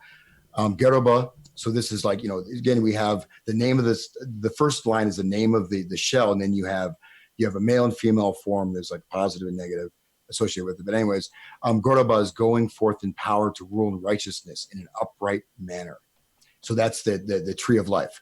The order of Golab is composed of those who burn to do destruction and forth their will upon others through strength and not righteousness in a non-upright manner, even on themselves. The outer form is UCL, the ruins of God.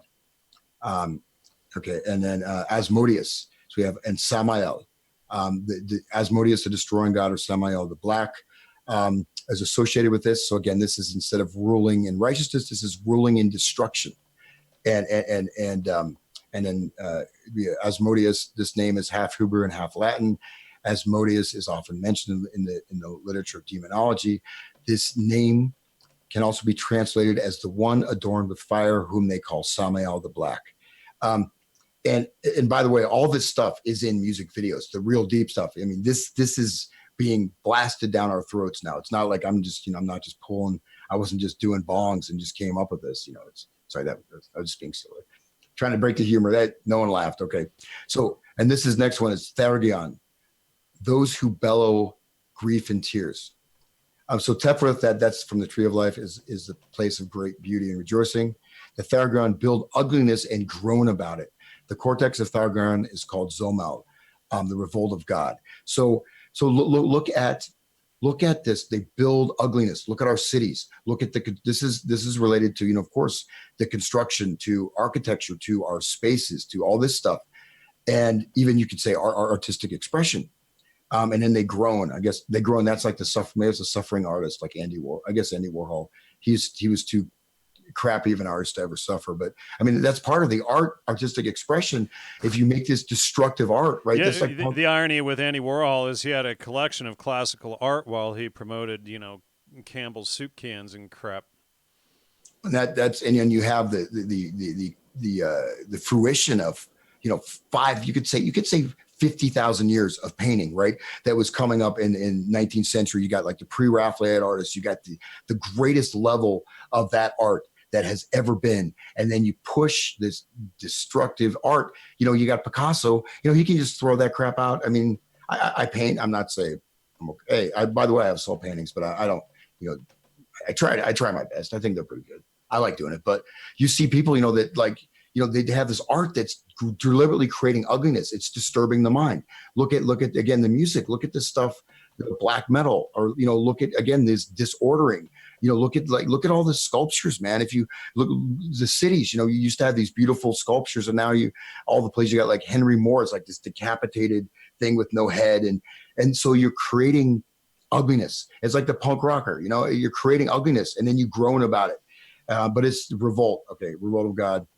Thergion, the replacement of Tifereth, the spear of the vitalizing sun, with the place Belphegor. And Belphegor is very important, the Lord of the Dead. So we have, this is now the Lord of the Dead, right? So the space of creation, of building, of building and developing becomes the space of the dead. Okay, next one, Hadab Safrael, ravens of the burning of God. So again, the first one is the spear from the Tree of Life that this is the opposite of. So Nedzak is the openness of natural love. The Harab Serapal are the ravens of death who reject even their own. Their outer form is Thamiel, the fouled substance of God. So you look at that, the ravens of death who reject their own children, their own families, their own race, their own, people that sacrifice their children who and they're fouled. They're fouled with this stuff. And so we have, the fouled substance of God. So this is like, you see this filth and like this cesspool, but you see very concretely, again, people will sell that, rape their children or whatever, or, do things like that. And then we have Baal and Lord and Tubal Cain, maker of sharp weapons. And Tubal Cain is a central figure that is honored and worshipped in Masonry in Rosicrucian order. So all this connects with Cain. So Tubal Cain. And that goes back to my recent shows with Todd, tying this all back to Islam and showing how those are actually Islamic organizations, but and Gnostic. So that's but I recommend people check out the 3 shows I've done with Todd. I think he'll be back next week. Yeah. And so what's interesting, again, sure, I'll try to not talk so fast. I'll just take a deep breath here, Don't man. worry about it. I'm just trying to get through all the information. I'm happy. But so Tubal Cain, just to say briefly, so when you join the Rosicrucian order, if you don't know about this Keophite, you think, oh, Tubal Cain, he's just some character, some mythological dude. I think he's like, but in the Rosicrucian order, they say we are the followers and sons of Tubal Cain. Okay, so Tubal Cain is connected directly with Baal. Baal is what the demonic god with the human sacrifice, the temples of Baal, where they did human sacrifice. This is what this comes from, right? This is the ancient religion, the ancient cults of human sacrifice. I said this is much older than even the Judaic religion or whatever. This is ancient.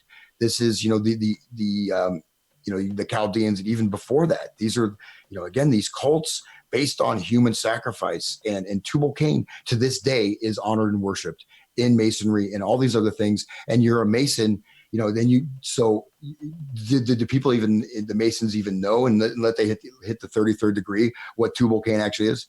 Okay. And maker of sharp weapons. So you also have this. So Tubal Cain is like a builder, right? But weaponry, armor, war, destruction, right? And in the Harab Shafel, Baal is attributed, and as a word which means Lord, much as Adonai means Lord. The word Baal or Bel has become restricted in its usage to signify Lord of Darkness, also attributed as Tubal Cain. But Baal is Lord, right? Baal is the Lord, like you say, Lord Jesus Christ. Baal means Lord, right? Baal is the Lord. That it's like your Christ figure when you go into this path, and it's what's being enforced and forced upon humanity on a wide scale. Okay, and then we have Samael, the dissolution of God, or the left hand path. Hod is a complex working of the will of Absolute. Samael represents the barren desolation of a fallen and failed creation.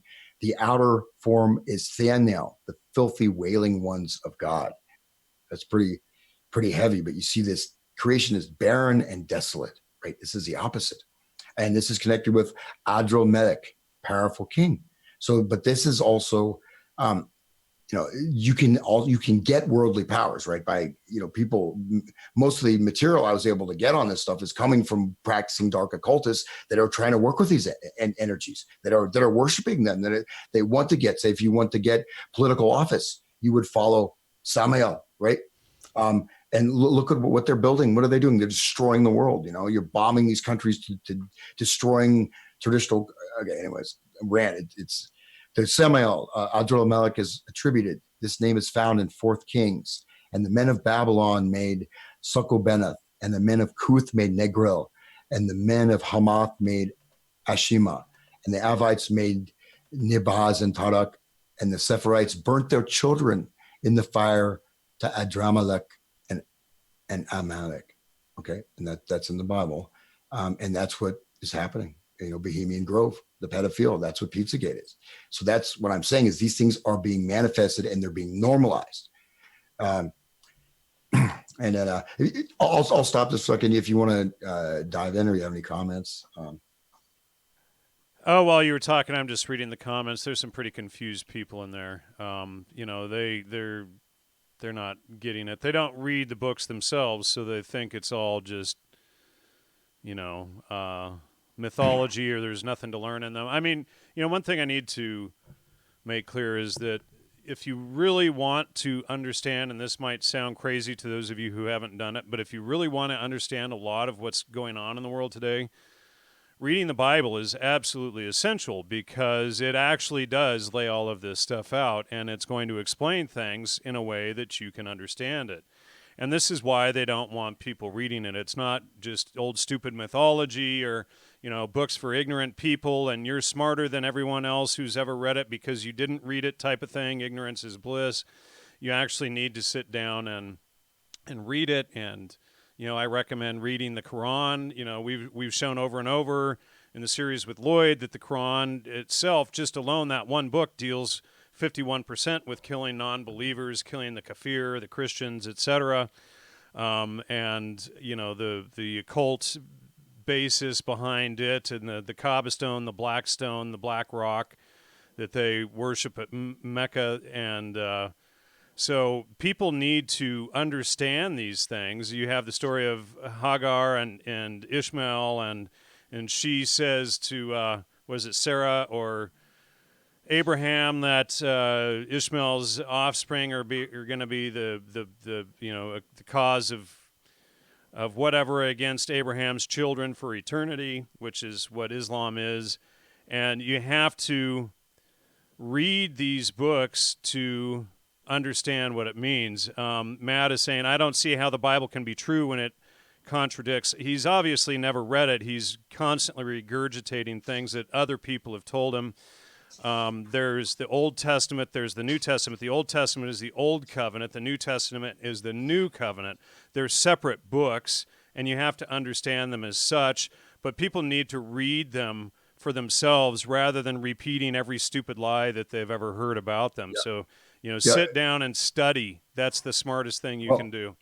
Yeah, and I want to say, like, I'm not the one that's, I like the EU is a replica of the Tower of Babel. I mean, this stuff is all over. Once you start to recognize it, like I said, it's complex. It's not easy. It may seem like this is just mythological stuff. Well, the people that rule our world are engaged in this. You have the same cults existing from the ancient world surviving to this day. Absolutely. This stuff is still there. And I'm not, and I mean, okay, I'll just jump into the modernity just real quick. And this is scientists, again, working with MKULTRA people and working with with Beers, working with the cyberneticians. And this is his paper on the Kilophot. He talks a lot about science and ritual science, but here's the concluding part of his paper. And this is a very powerful person. And this is what he's writing. I'm going to read it right now. He's basically saying that altruistic behavior is it's a disevolutionary, a dysgenic strategy. But here's his conclusion. Science clearly indicates that extinction is real. On the other hand, survival by taking another's life is a satisfactory strategy. The victor writes the history books. We have no options. Scientific laws are not as fragile as moral laws, are they? No matter what we profess, the behavior of systems higher on the hierarchy will prevail. And these practice no strategy of altruism. Okay, this is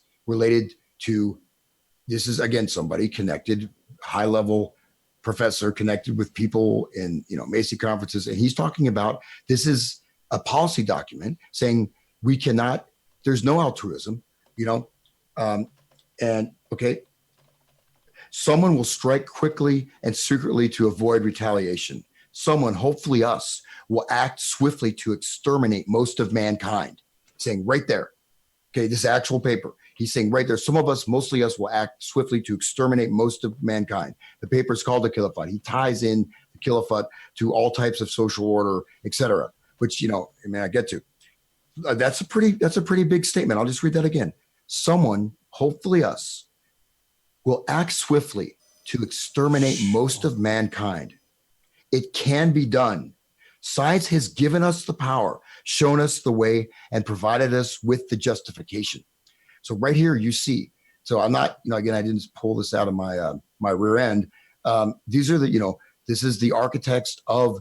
This is our current system. This is architects of 5G technology. This is architects of the global surveillance grid. These are the visionaries behind that, and this is what they're implementing. And okay, again, he said, science gives us. This is the science. This is the tree of death for the practitioner. The power of evil is the power to become God, and they are as gods, right? Okay, I'll keep reading what he's saying because it's mind blowing.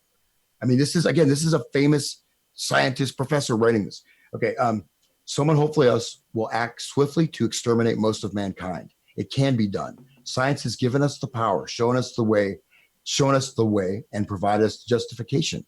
By means of a complete, totally dissolving attack on all humans except ourselves, we will emerge as global man. Read that again. By means of a complete, totally dissolving attack on all humans except ourselves, we will emerge as global man. Global man means the Adam Kadam. It means you are God. You are rules of the universe and everyone else. That's what they're doing. That's why you have mass extermination going on. This is the thinking behind it. And again, he's linking it to the Kilophot. I didn't link it to the Kilophot. I didn't put all this symbolism in the music videos, and it's all over. Anyways, this is amazing. Like I said, I can't go through the whole thing because he talks about behavioral science, agriculture. It's a pretty erudite paper. Okay, I'll read that again. By means of a complete, totally dissolving attack on all humans except ourselves, We will emerge as global man, which means we emerge as the singular rulers of the world. We are God. We are that global man means the Adam Kadam, the literally the God. Okay. We will control our population through perversion and chemistry. We will control our population through perversion and chemistry. Gifts of ritual science, describing science, the scientific process, as ritual, as a type of ritual magic that is used for this aim. And this is, again, people follow this. You can, we could give you 100,000 examples. We will govern and regulate the natural ecology by joyously accepting it, moving with it, gliding on the surfaces. We will practice self-determination and altruism whenever it promotes our survival. So what that means is we'll do some nice things. We'll throw some bones out to the common man as we set up the system. You're wondering why would you can make food. Why are you going to put toxic additives in our food? Why we're being poisoned? Why would you poison humanity? Well, here's your answer. And the altruism, do practice altruism when it's convenient.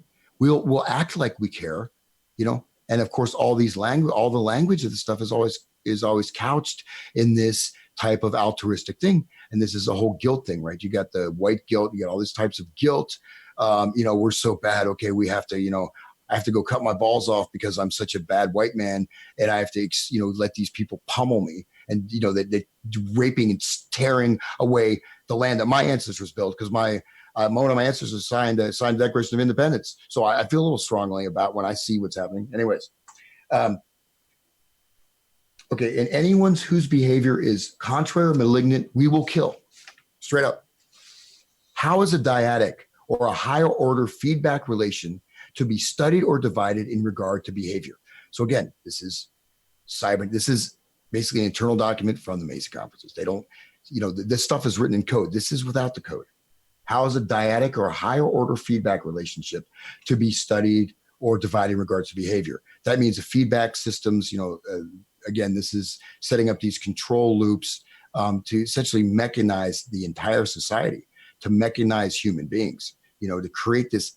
Even nature itself, you're going to destroy nature because nature is something beyond your power. You even have to make even the animals. You have to make genetically modified, animals, like the island of Dr. Moreau.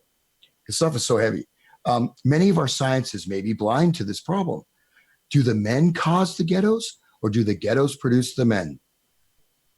Does a family constellation cause a psychotic, or does a psychotic promote the family constellation? Did society evolve the brain, or does the brain evolve the society? Who is the controller and by whom controlled? Where is the stimulus if it can be traced back to the creature which is stimulated? What point of view, what hypothesis, what demon or ghost has the greatest validity in regard to a systems approach to behavior? Again, systems approach. This is cyber. This is like this guy worked with Beers directly. Beers is a guy I showed in the beginning who was making that little control grid to run the whole economy. In studying the behavior of men, okay, we may be leaving out something in our worldview, in our scientific dogma. We did not consider the mice in our biology. Who are the mice? We're the mice. We're the mice, right? We're the mice in their biology. They were extrinsic to the cubes part of the environment.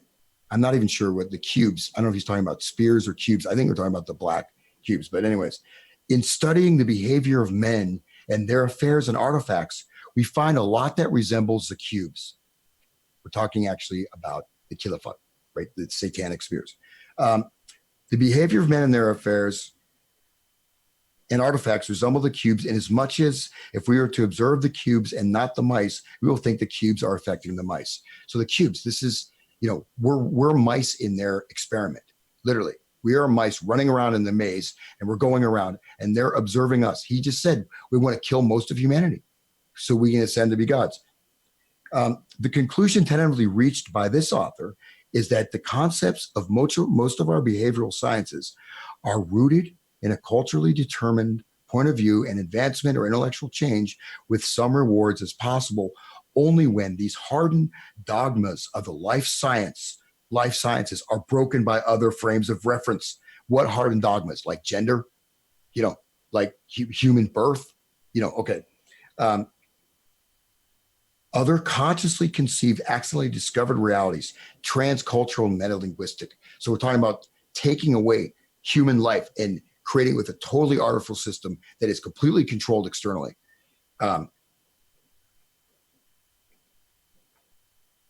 His conclusion is that our culture only prepares us to perceive a thing in a familiar way. In order for us to receive intellectual change with some reward, we must cast away our hard dogmas as they are broken by other frames of reference, other consciously perceived, accidentally discovered realities. It's perhaps impossible for the straitjacketed minds of pure scientists to consider the revolutionary import of this attitude. But those who, along with their being scientists, are also philosophers, or more importantly, sorcerers, understand the depths and dangers that pertains to us and our society. So right there, you have a statement that saying that it's a nice kind of ending, but it's saying we got to have, you have to put a little coding on it that the people in this, there's people in the sciences that aren't on board with what we're doing. But again, this is, these are the high level theoreticians that have created our world. Okay, this is not, I'm not making this up. Just, look at Google, this surveillance network. This is the people the visionaries of this. These are the visionaries of transhumanism, talking about transhumanism in the 1930s or whatever, sorry, I didn't mean to be pissy. I just felt like you thought some people were saying that I was just kind of pulling this from space. I'm not pissy. I'll just blast through this here real quick. And then I said, this is kind of, I think there you go. Yeah. Put that full screen. There you go. So now we're just going a little more of the technical. And so here we have the first level, like how you start this path, right? So instead of ascending to God, you start from the lowest level. How do you transform a society? How do you become gods on earth? You start from Nima, whisperers or night specters. These are responsible for strange, frightening sounds in strange places. They excite the mind and cause strange desires. That is music. That is the first entry point, which I talked about on our last show, this is these frightening sounds that excite strange desires. This is the music, the change of music. And Namaha is a sister of Lilith. Anyways, and the sister of Tubal Cain. Okay, and stuff is like super fascinating though when you get into it. I'll just I'll try to go through this a little bit quickly. And you got your Islamic mystic Ibn Arabi there, but the rule of Thamael, Satan. Okay, let's see if Ibn Arabi insists the diabolical principle is that which resists the self-realizing urge to create the own other objects. Creation insists in the soul right of pure spirit and transcendence. Okay. Anyways, I'll move some of the stuff I'm skimming through here.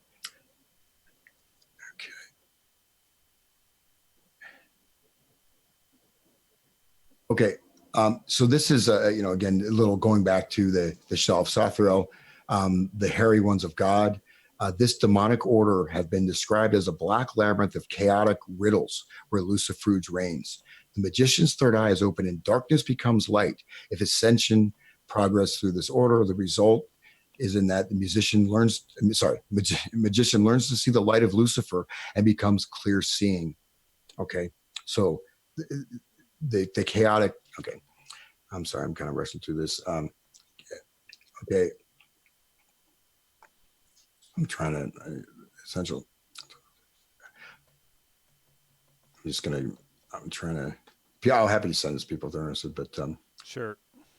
But anyways, so you start to see some of these practices, right? So the ravens of dispersion, we talked about, the demons associated with it are hideous demon-headed ravens issuing forth from a volcano. The kill of thought are the unbalanced forth of a particular serapha. Okay. There's, but this is, we have unbridled lust, right? So again, I'll bring up these pictures just from contemporary pop artists. Once you start to understand the symbology of this stuff and the process, and again, I read a paper from a cybernetician, and I didn't just read the conclusion, but he's talking about how to implement the principles of the key of this on society. Um, so, um, so it's this uncontrolled passion, desire, greed, and covetousness, unbridled lust, right? So is that not being promoted, unbridled lust, right? To indulge every passion, to is look at the Wolf of Wall Street, right? That guy who destroyed millions of people's or thousands of people's lives by stealing all their money is this big, drug guzzling whoremonger is treated as a hero, right? They're treating these psychopathic people as heroes. But that's exactly what this stage is. And this is how you promote these values in the society, right? This is how you're able to transmute society and use the degradation of society as fuel, basically, for your own um, your own particular movement. Right. Okay, and so another aspect. Okay, I'm skipping ahead, but this is about the idea of beauty, beauty of art, beauty of nature, right? So the destruction of beauty of art, it's very important. Um, so, and there's an inner type of beauty, right? That art itself is a reflection of this inner beauty of the natural world. Um, and so the Khilafat of Tilafas thus are forces that hinder man from experiencing the state of union, communion, or beauty, right? So you're taking away the natural experience of beauty. You're taking away the art. You're taking away. You're taking away. You're making the experience of beauty invisible, right? You're taking that out of the human sphere. And this is Garabah, and this guy in that paper I read has a whole section on the Garabah. Garabah is the most easy to explain. It is a Corbanic severity and merciless violence, which judges according to biased standards. It is wrath against the wave-like, unpredictable motions of life and creation. The Khilafat of Garabah is prepared to burn the last seed of life in order to maintain an established structure or law. The Kilamat of Garabad is called Golohab, which can be translated as the flaming ones. So this is what he's referring to in the paper, right? Is this idea that this absolute mercilessness to enforce this control state, to destroy anything, and to have this completely rigid, inflexible system that cannot be escaped from it. And we can see that all over the place, in our contemporary world. And so the natural flow of life is rejected. And the thing is, like, it burns the world to the ground, right? Destroy the last seed of life, nuclear war, right? I mean, that's the insanity of these people. But you don't think that the people in charge would, that they've got underground bunkers of, wipe out probably most of Earth for these things. This is what they believe. I mean, at least that's as a template they're following. And then, okay, that's okay. Okay. Just okay. And another aspect we have Yesod is the destruction of fertility. So you take away, you remove fertility and turn sex simply into pure pleasure. You remove creation, and you turn. They're known as the obscene ones, right? Gamala is a kilafah associated with Safa Yesod on the Kabbalistic tree of life. It translates as the obscene ones, and the demons associated Yesod in the Seraphith that collects the energy from the Seraphith above it. It stores these archetypal ideas in the unconscious and expresses them in their correct time. It is associated with the sexual organs and unconscious sexual desire. It can be seen that without the correct expression of the images stored in Yesod, either through physical expression of Malkuth or by translating them in Tilabath, an unhealthy sexual repression exists, right?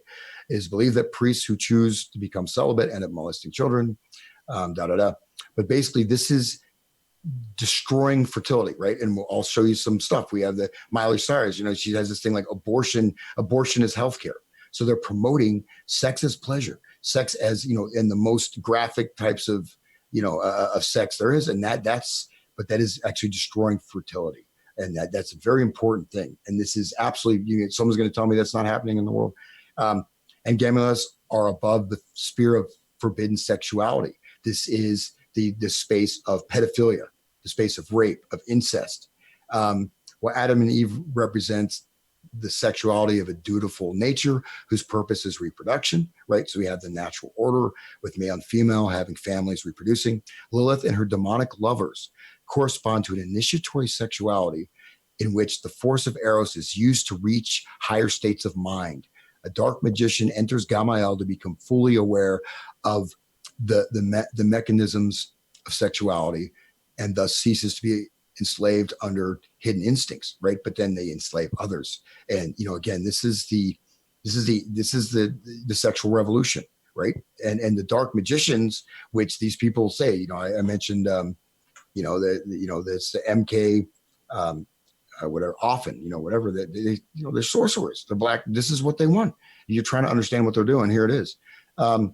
Okay, just the last thing I'll read on this. Lilith, mother of demons, queen of vampires. And how about the band Lilith Fair? Anyone remember that band? Lilith Fair, that the feminist little rock tour? Absolutely. Yep. So Lilith, mother of demons, queen of vampires, right? As being pushed a lot. Ruler of harlots, the empress of evil, is a deity that has haunted mankind since the time of the Sumerians right up to the present day. She is mentioned in ancient Sumerian manuscripts as Lil and was feared as a devastating storm demon. Her name would later be associated with the Semitic word Leil, which signifies the night. Lilith has been feared, but has also been desired due to her mythical beauty. She haunts both men and women at night, and she seduces those who are asleep with sexual pleasure that surpass anything that could be generated on the mundane level. Lilith is mentioned in old Jewish texts like the Zohar and the Talmud, and in the Alphabet Ben Shir manuscript. Okay. And so the story about basically she didn't sleep with Adam and she ran off and basically became the lover of all these demons, and she gave birth to so many different demonic entities. But Lilith is worshipped. I mean, once you know the symbolism, because you see all the occult stuff, it seems kind of random. It's not random. Okay, and she's the aspect of physical existence of man that cannot be controlled. So they're also saying within this idea that man cannot control himself, he must break away from these forces, right? At any moment, she can open her womb and swallow man's phallic monuments, right? So Lilith is the the mother of harlots. So Lilith is the again in these again I just well that's well said. The mother of harlots. She's the ultimate Jezebel, essentially. Yeah, and then I'll just I know I'm getting a little later. I'm just going to open this up. And she, in some of the beliefs, she becomes the serpent or the first Satan, essentially. Yeah. And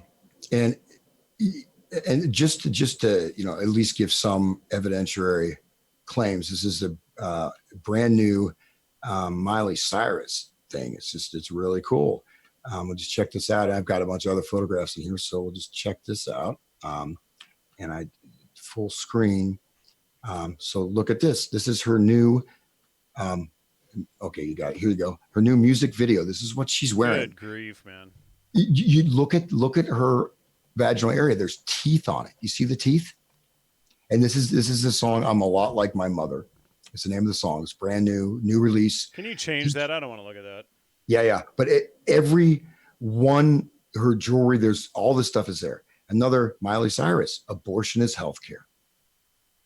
Abortion is healthcare. And I can go back to that. There's a whole. I mean, I didn't get it. There's a huge amount of detail. I hope right? she does end her own family with that. Her own family tree with that line of quote unquote logic. Yeah, she is. What she promotes to young girls because she was a Disney girl or whatever is just terrible. And then it makes you think of her father and what he promotes in his country music. But wow. Yeah, but look at this. Okay, we'll just move on a little bit. Look at this, and this is showing the cesarean section. It's like a zipper. They used to have a clip where they show the cesarean section turning birth. You're removing fertility. You're showing this ugliness, this uncleanness, right? This pollution. And I'm not going to get into all the occult stuff, but the Kilophot is where you're going to find where all that stuff is. It's not just the one eye thing. It's way, way deeper than that. This is one of the people she has in her video. She's sharing these.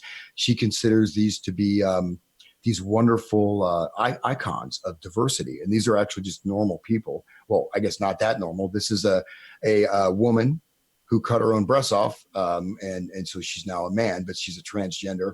She's not a famous artist. She's just actually a person, like a fan a fan that got in the She video. was involved in self-hatred and Yeah, mutilated herself. And yeah.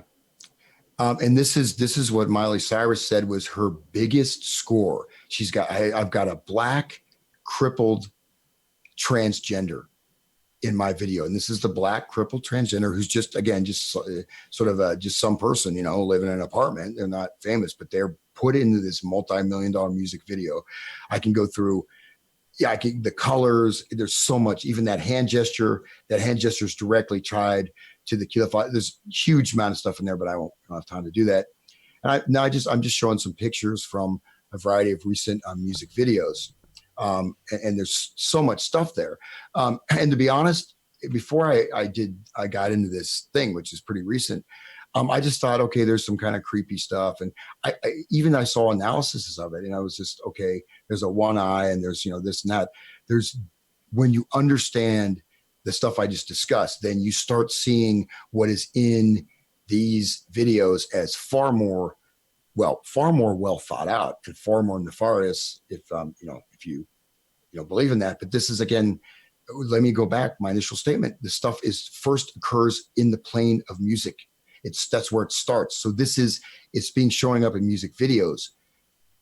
Again, you just look at, I mentioned Alice Cooper. I can mention many other examples, but okay. So we could move on. So I have a few more pictures here. Then this is just another, of course, the checkerboard, this duality.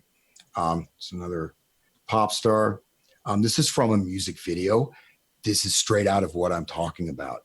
These images, there's all right here with the horns. These are two of the demons associated. This is two of the demonesses associated with this is straight out of the Qilafat. This is an actual replication. There's many symbols here, many things. The staff, you've got the upside down sword, and this, all this stuff. It's, like I said, I didn't get into detail. This is directly the stuff I'm talking about in this very deep, arcane, occult material is right here in your pop culture. And this is not accidental. This is not easy to grasp, and see upside down pillars. There's a whole amount of numerology in this. This itself is like an initiatory. This is an initiatory practice, and it's extremely well grounded. It's not just debauchery for debauchery's sake. That's why I'm saying things are on a very different level.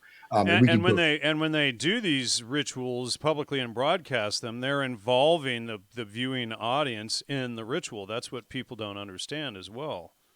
Well, absolutely. And again, if you look at, how, if you start looking at the process of music shaping culture, you go back to the jazz age and you see, that's associated with alcohol, with certain, with other, kind of loose living, then you have 50s rock, which also rebellion against the family, but pretty mellow, right? But now look at our world now.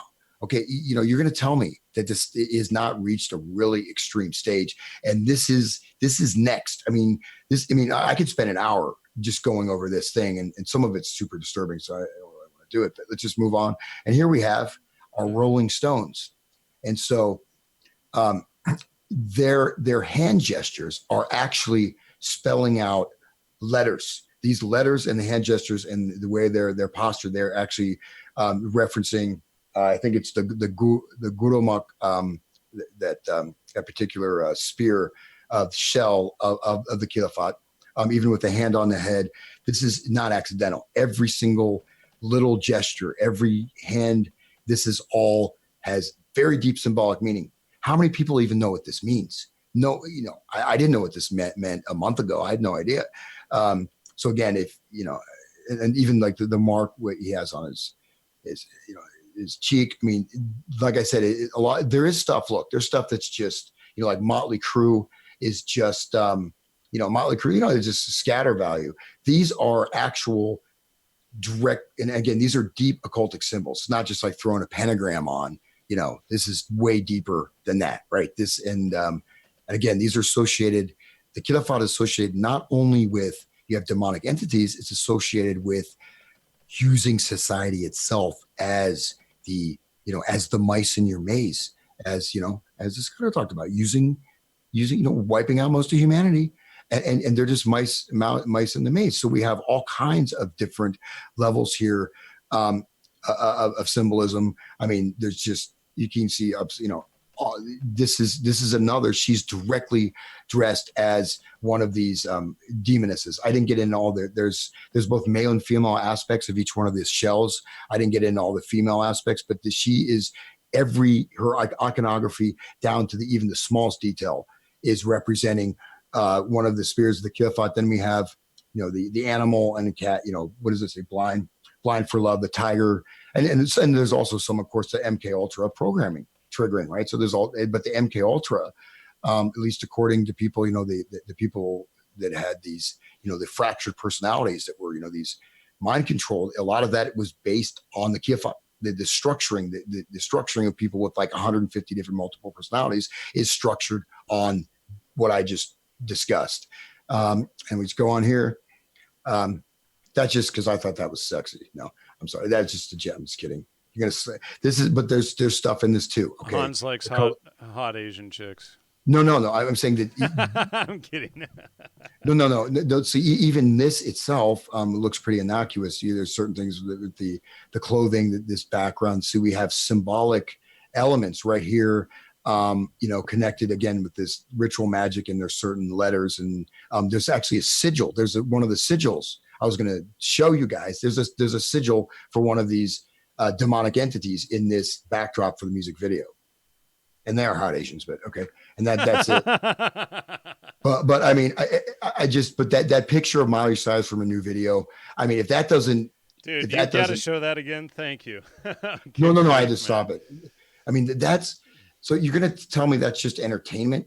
This is connected with this idea of the demoness, even like with Lilith rights, or, they actually know, of course, but all of her rings have a tremendous amount of symbolism. Okay. So it's not just the holding one eye up. Oh, I'm Illuminati. It's way deeper. And again, just to stress that this is tied into also scientific. It's connected with ritual science. Science is seen as a means of this power, because this is the power where the elite, the elect, become God, and they destroy most of humanity and enslave them. And the final revolution is how Aldous Huxley called it. Yeah.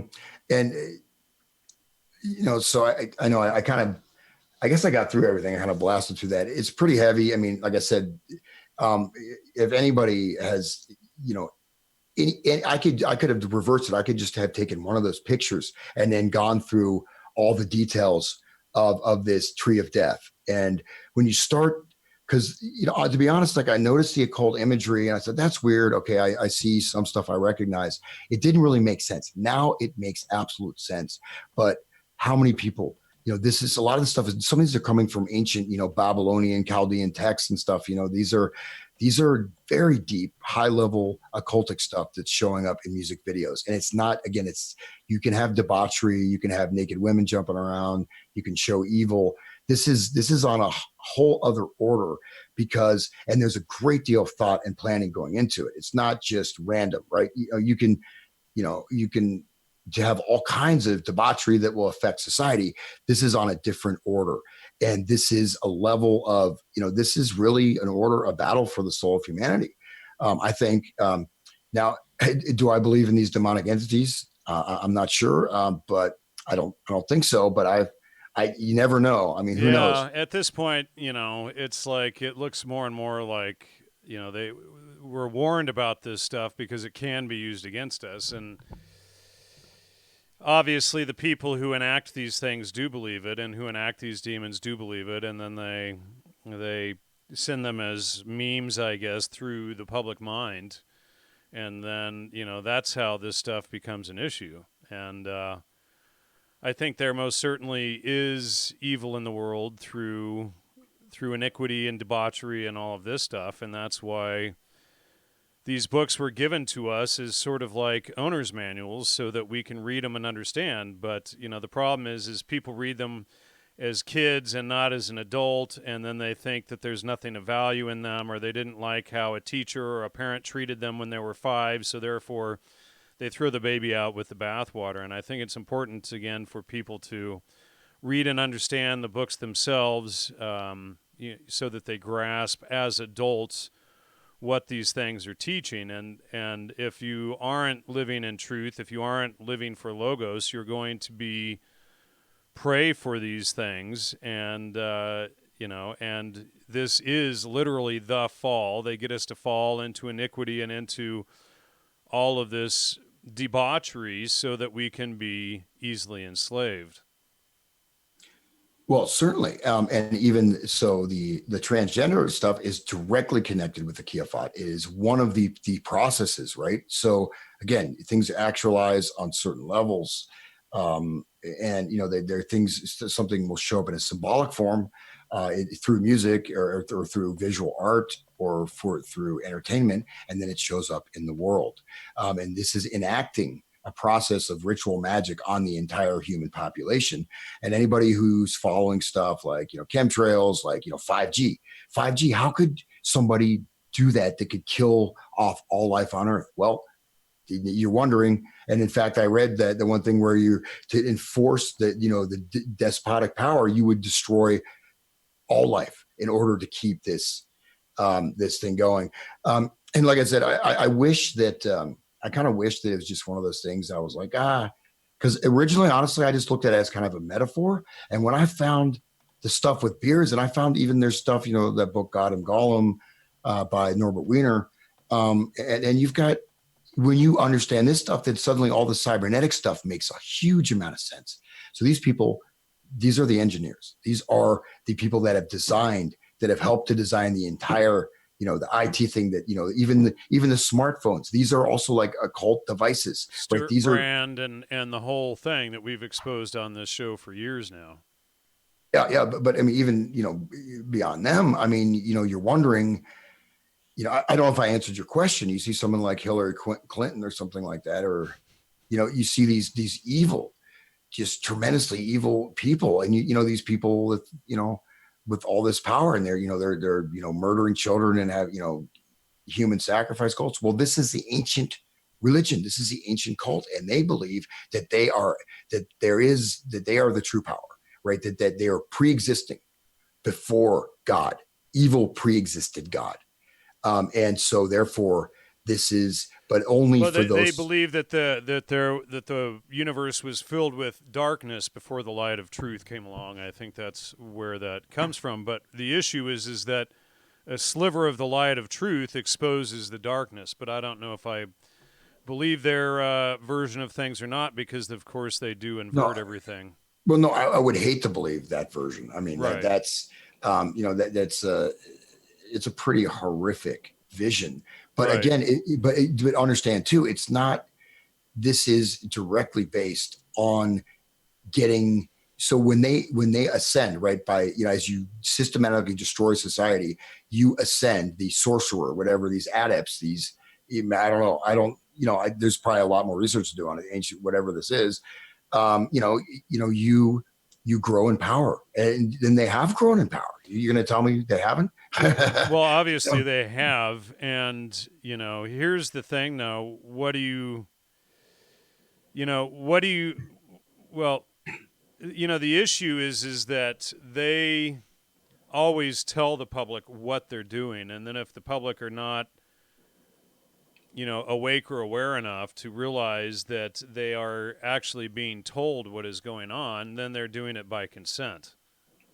Yeah.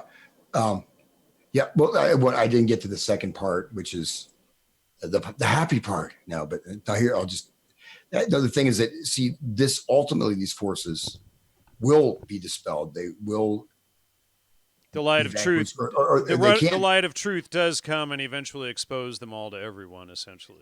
But it is, in my opinion, it is on the level that you have to really yourself. You really have to go into that path of truth, of moral uprightness, and these seeds have been planted in us, right? We have, just as any human being is going to have desires and whatever, addictions and bad tendencies. That's there, but there's also all of this stuff is being dumped into our minds. So you have to, cleanse yourself. It's much easier to project on the outside and grasp for power than it is to actually try to transform yourself. But I absolutely, I believe this stuff, ultimately this is illusory. I mean, if you think it's not, if you don't think we can dispel it, then, then you're just, I mean, it's actually that's actually what the whole story of Christ is about. When people read it and understand it, that's literally what the whole thing is about, is coming to truth and living in truth and exposing the darkness. It's truth incarnate. And that's what took me so long to realize. I don't know if you've come to that same conclusion or not, but it took me years to realize it. But, he's showing the proper way to live in truth, in the light of truth. Would you agree with that? Yeah. Well, here's the thing is that, the one thing, and of course, saying that Christianity has weakness, right? And that's what he was saying in that paper, altruism, right? That's out. I wish I could have gone into that more, but it's pretty dense. But so once you associate yourself, when you there's a misunderstanding, right?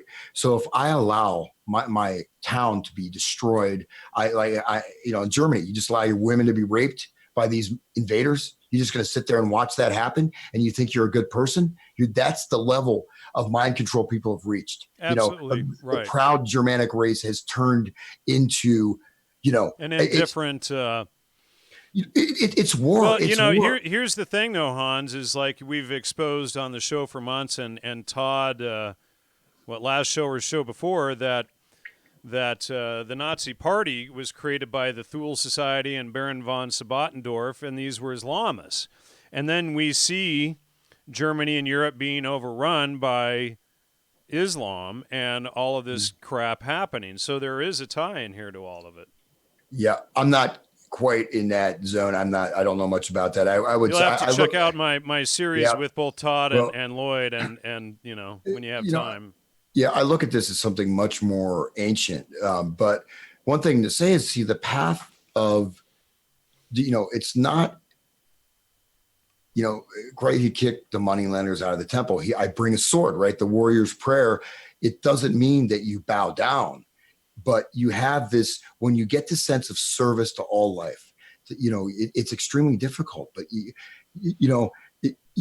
when you start to see that you're here to serve the world, then suddenly you become part of this life force and the energy of the universe because you're part of it.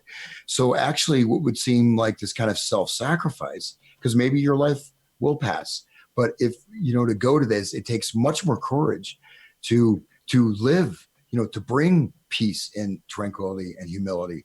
But that's the place of spirit. You have to reach that. And it's difficult. You have to go to the center of your heart, but you also have to enact it in the world. You have to continually be improving what you're doing. But in my opinion, it's a path of joy. It's a path of freedom. And that's also what I believe with music is, I didn't get to, is that music itself, music is the antidote. Okay. It's not just poison. Music is the antidote. These laws of the octave actually transcend these laws. They would love to destroy any higher potential for humanity. They would love to wipe out, the Earth's, the magnetosphere, like you got HARP, the human brain operates on the same frequency as the ionosphere. And so they're manipulating the ionosphere.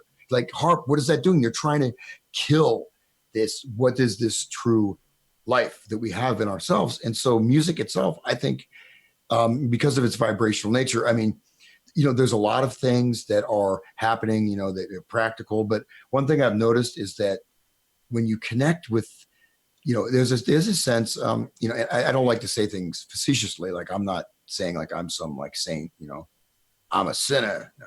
But that basically that, you just make that intention to say, I want to help people. I want to do something to make this world better, and you just say, and however hard it is and however much, because you have to reflect on yourself. It's very difficult. It's not fun to see yourself in the mirror sometimes and say, man, but it doesn't mean you're guilty. You feel guilty, and it doesn't mean you bow down. It means you stand up without fear.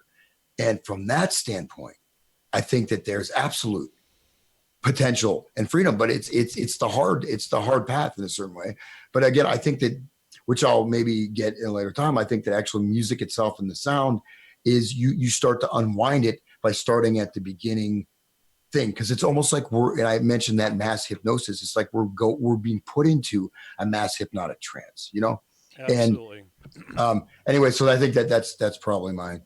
final statement. But and I appreciate people want to look into this. I mean, it's not easy to actually get the actual data and material. I'm trying to decipher some of these texts and finding the actual symbolism. There's a lot of internet. You're going to find a lot of BS. I mean, I just obviously I just kind of threw some stuff together. But I thought if I just started talking, I would never get through the material if I didn't do a PowerPoint. But it's not that it's important to understand that this is being done. Obviously, they think it's effective. They don't need to put all that symbolism in there. They don't need to do all these, ritual sacrifices or have all these events happen on specific dates. You could still destroy society quite well without putting that whole other element. But that whole other element appears to me to be foundational. And it's the idea of you demand this. Only the elect, again, only this inner core is beyond God, and any means necessary is fine for the fulfillment of their agenda. And my only concern is that whatever's being shown in these music videos, what's that's going to manifest in the physical world, right? I gave some examples. I've given like 20 of them, but what is this leading to, right? This is a precursor, right? This is that Miley Cyrus, that picture, you almost can't get out of your mind, right? It's like psychically damaging. Yeah, thanks for that.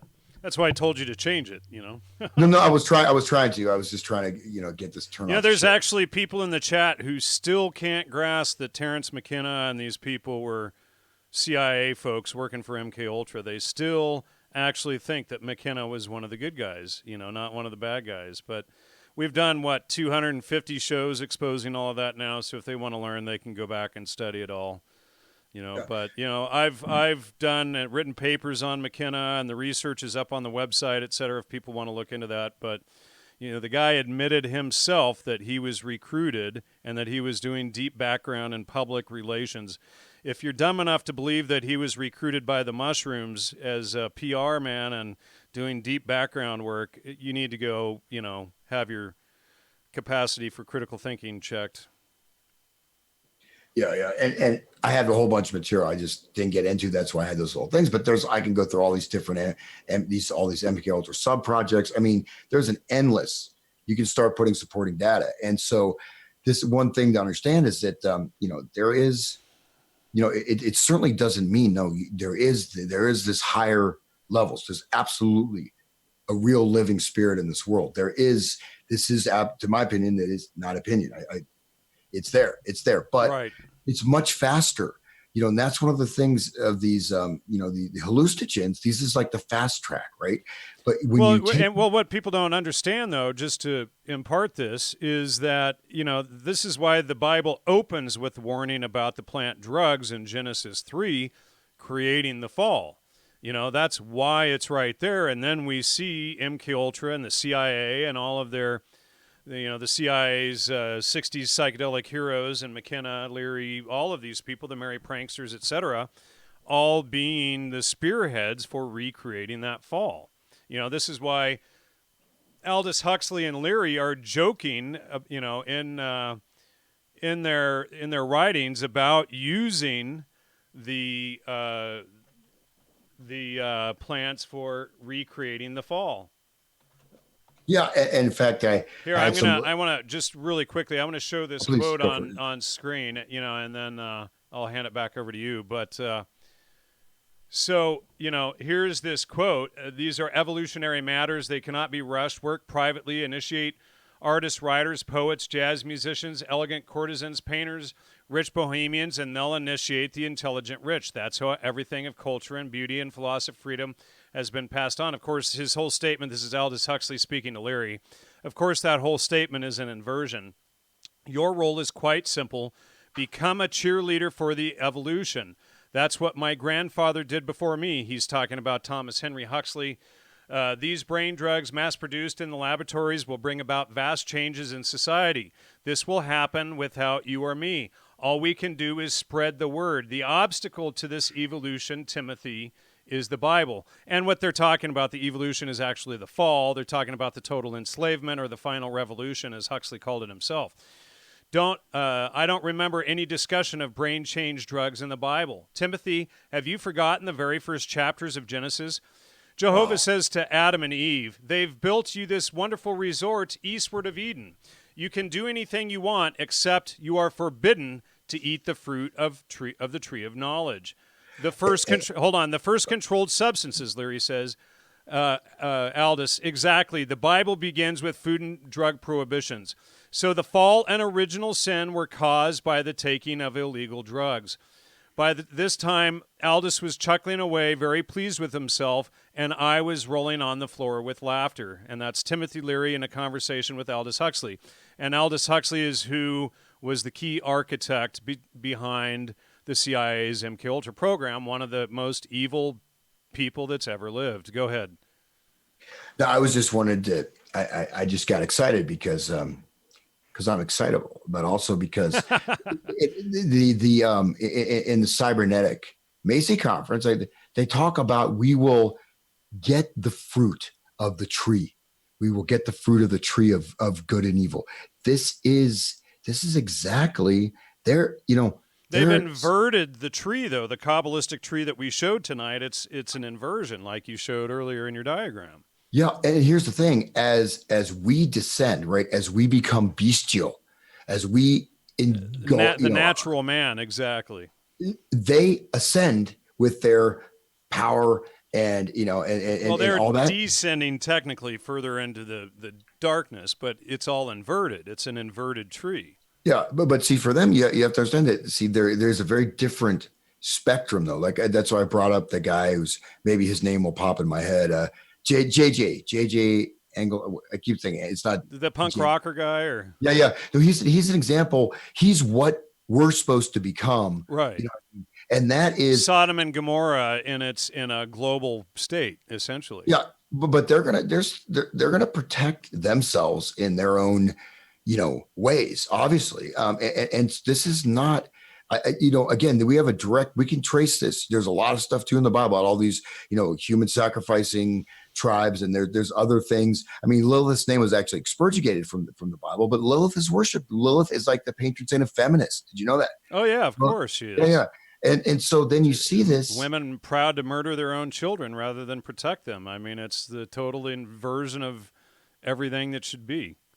And I read, to me, I just think it's so amazing to read someone because again, the cybernetics literature is written in code. You'll never understand it. I mean, you'll understand it. Maybe there's levels of initiation for those behind the scenes, which you just gave that a wonderful, phenomenal example of the mask falling from the architects of the universe, the gods, who in their minds, right? And so this is the thing I don't understand. And I'll say this, like, even so you have all power. Okay. Even if I could understand, being sort of a eugenicist and saying, okay, there's a lot of inferior people that are making the world really bad. I want to make the world better. So we should, sterilize them. I mean, I don't believe that, but I mean, you could see someone doing that, but why would you want to destroy nature? Why would you want to destroy human reproduction? Why would you want to eradicate? I mean, look at Monsanto. Margaret they're wiping Sanger out and all of that crap. Yeah, yeah, and so that's where you have to see. This is again, it's a twisted thing, but it's hard to understand. But I think it's right there. But again, I mean, I maybe one couldn't call it a compelling case yet as I presented it, but I think this is a key because when the cybernetic stuff is based off of this model as a model of social control with the feedback loops and the dyads, because the dyad and the positive negative feedback loop is the basis of cybernetics. So cybernetics is obviously a very potent technical science that again created our modern IT world and our little cell phone surveillance devices. But they also had very strong connections with this agenda and this occult stuff that they're rolling out. This stuff the stuff you're seeing in these music videos, those are things that only a very high level adept of the dark arts. This is not Satanism. It's way, way, way deeper than Satanism. You can't call it Satanism. Satan is just one in this host of characters. You would never even see that stuff outside of, a deep initiation ritual, unless you're going to be human sacrifice. You may see that stuff, but now it's being rolled out in music videos for all of us. And, and so that's, like I said, I don't have the final answer on this, but I do think that once you grasp because I was always looking is how could you coordinate all of this stuff? How could there be an underlying mechanism? I think, at least as a metaphoric and maybe an actual mechanism that this connects, and it connects with other things. But, again, we're talking about our own minds, right? This is very much connected with the human body and all the other, the energy channels and all this stuff. Um, and, and it's, when you go with the psychedelics, you get a flash. You may have this beautiful spiritual feeling, but you're going to get the false light. You can, right? The clear light Leary's talking about is the light of Lucifer. And if you go into that light, if you go a certain point, you can never come back out. Right. And that's the thing is I think for whatever reason, they want to degrade the entire human species to this bestial level of, this, what I mean? It's like a massive fornicating slime, murdering and eating each other. It reminds me of this H.P. Lovecraft story.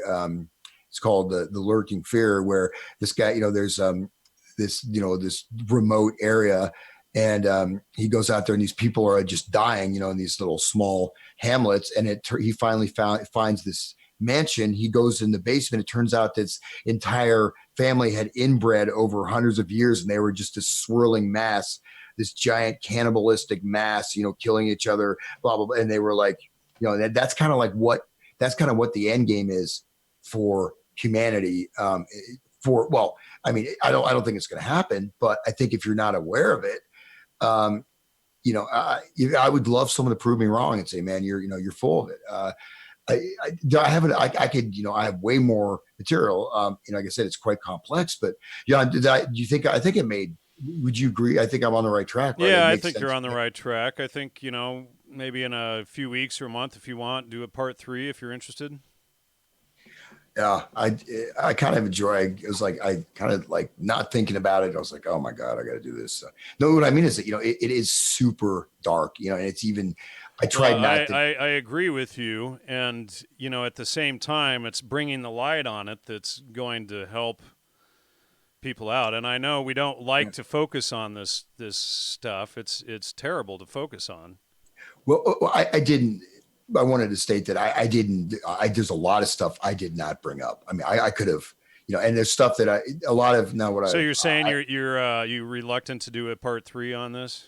No. I mean that there's certain things. If I really, like, for example, when I showed those images from the music videos, to go into that stuff, I'll have to go much, much deeper in the Khilafat, which I can, and I've looked into it. But at a certain point, I was also like, well, I know enough about some of these things, but part of it, my job is to look into it. So, but what I'm saying is that I don't. There's certain things that you don't want to put your mind into that crap. Well, or not even my mind. I don't necessarily want to, because there is something where, and there's something where images, right? Which I'm not saying I'm not. I think I phrased that wrong, incorrectly. Like, for example, everybody's saying, "Come on, Hans, come back." no, that Miley Cyrus picture, right? Like you couldn't even stand looking at that. And I was gonna discuss the symbolism, but that's there's certain things that what it is, but you have to understand the networks, but you don't have to go. You can actually present this material where it can be an initiatory practice against your will. Which I'm certainly not going to do. I'm saying that there's stuff, if people want to read about it, I can direct them where to go, but I may not. I mean, if you want me to go in the hardcore stuff, I can. I mean, sure. But anyways, that was kind of a tangent. But I'm just trying to say that we could. There's some of the stuff where you can keep going into it, and I don't want you to hurt yourself and mentally or whatever by going too far into it either. I'm talking about hurting people. I'm just talking about hurting them. Well, I don't care about myself, man. Well, I'm invincible. Yeah, right. Yeah, I'm tired actually, but yeah, but it's really fascinating because when you get the numerology aspect, when you get the language, when you get the colors association, when you get everything, it's like, wow, this is a comprehensive system that has been operational since the ancient days of the ancient world, right? This is going back to this and to this thread. It's possible that these elites are still there. Maybe I don't know if they're biologically descended, but they're certainly spiritually descended from, The ancient mystery schools. yeah, or the temples of Baal and Moloch. Moloch. This they worship Moloch. I mean, Moloch was not just a random dude. Moloch was, they had the metal The god who body, and eats his own, or they eats the children. they threw children inside the cauldrons and burned children alive. And the worshipers of Moloch they had to bring their firstborn child and throw their firstborn child into the fire pit and watch their child burn to death. That was a religious practice. That was their worship practice. That I'm not making that up. That's absolutely true. And anyways, enough of that. Hey, I'll play some more guitar. Yeah. Well, we should probably wrap it up here. If you want to play some sitar for a minute, why don't you do that, or we can just wrap. I don't have a sitar here. Okay. Yes. I got to play with a guy from Parliament Funkadelic, keyboard player. It was pretty cool. Played a drummer. He played with Michael Jackson. Actually, I have like a kind of a dive bar I play at every once in a while, next to my house. And these guys just showed up out of nowhere, man. It was phenomenal. And they had very, very positive, very beautiful people and beautiful music. And so that's the thing. It's that one of the Killer Fight is talking about, where you take away the ability to see beauty. That's what happens too, right? You turn, it took me a while to get back into music too, because, I had to sort of go through a cleansing process. And now I'm very much tuned into, the stuff. And I just tend to avoid things. If any, because I don't just want to expose myself to it. You know what I mean? It's not like I'm going to die, but on the same time, why would I put negativity deliberately into my own sphere of being? Right. But like I said, at the same time, is that the power for connection, I think it's a powerful connection that we have that gives us the chance to unravel. But if you don't know what they're doing, how are you going to know what's being done against you? It's like reading Nathaniel Hawthorne. It's like, you read that stuff and then it's hard to get that crap out of your mind. It's just that dark and evil, and you can see what it's leading to, and they promoted him as this liberated writer and all this crap. But, all of this stuff has to have that same sort of effect. Yeah. No, I'd say if to get a sense of it, I would say really, I think H.P. Lovecraft is actually a great writer. But if you want to get a sense of this, there's a thing called, and they edit, some of these stories are edited, but the Har at Red Hook, and it is an X to understand in a sort of a metaphorical way, but also sort of in an actual way, to a certain extent, what's some of this stuff. It's a way to get a grasp of it without diving into like reams of occult literature. And just, I'll say last thing real briefly. I mean, there is stuff like there's texts, I'm trying to read the more academic stuff on it, but there's occult text and some of the stuff. I was like, man, I just, not that I'm afraid. I sound like they say like Hans is a pussy. I should, oh my God, I'm so on PC, but basically, some of the stuff, like I had the sense that if I continued to go down that, it's going to start to have an effect on me. It's like if you've seen one video of, you see a video of someone getting killed or something, you need to watch 20 hours of someone getting murdered. No, but on the other hand, to break down the symbolic order and the symbolic structure is extremely important, because it's all pervasive, right? It's not like we're just in a village and there's some, old cranky Satanist, stealing our chickens. No, it's like our children, our entire fate of society, of humanity, our culture, our race, everything is in the balance. And again, the whole inversion, like this, the thing with the transgender is directly part of removing the natural order. It's much more than just it's destabilizing society, creating infertility, but the deeper level of it is there. It has a very deep occult meaning and resonance that should be understood. So that's part of the intentionality of it. Anyways, and I think that also there is stuff, if you don't protect yourself, just because you think something doesn't exist doesn't mean it doesn't exist. And I think that's part of, you see these scientists, they're all mad occultists, and yet on the surface they say, oh, everything's just material. We're just a bunch of atoms bouncing around, and everything just happens. And human beings there's some slime, and human beings just kind of popped out of the slime just because of this random pinballs. And there's no purpose. That materialism that's promoted to the masses that allows for a nihilistic, hedonistic, an amoral way of life. Because if you believe it, you're like, what does it matter? I'm just a lump of flesh. I'm going to die. So I might as well, just get off as much as I can before I die. But the people that are promoting that, they are absolutely engaged with other things, with other realms, that they believe in that stuff fundamentally. I mean, look at Bohemian Grove. This ties into Bohemian Grove.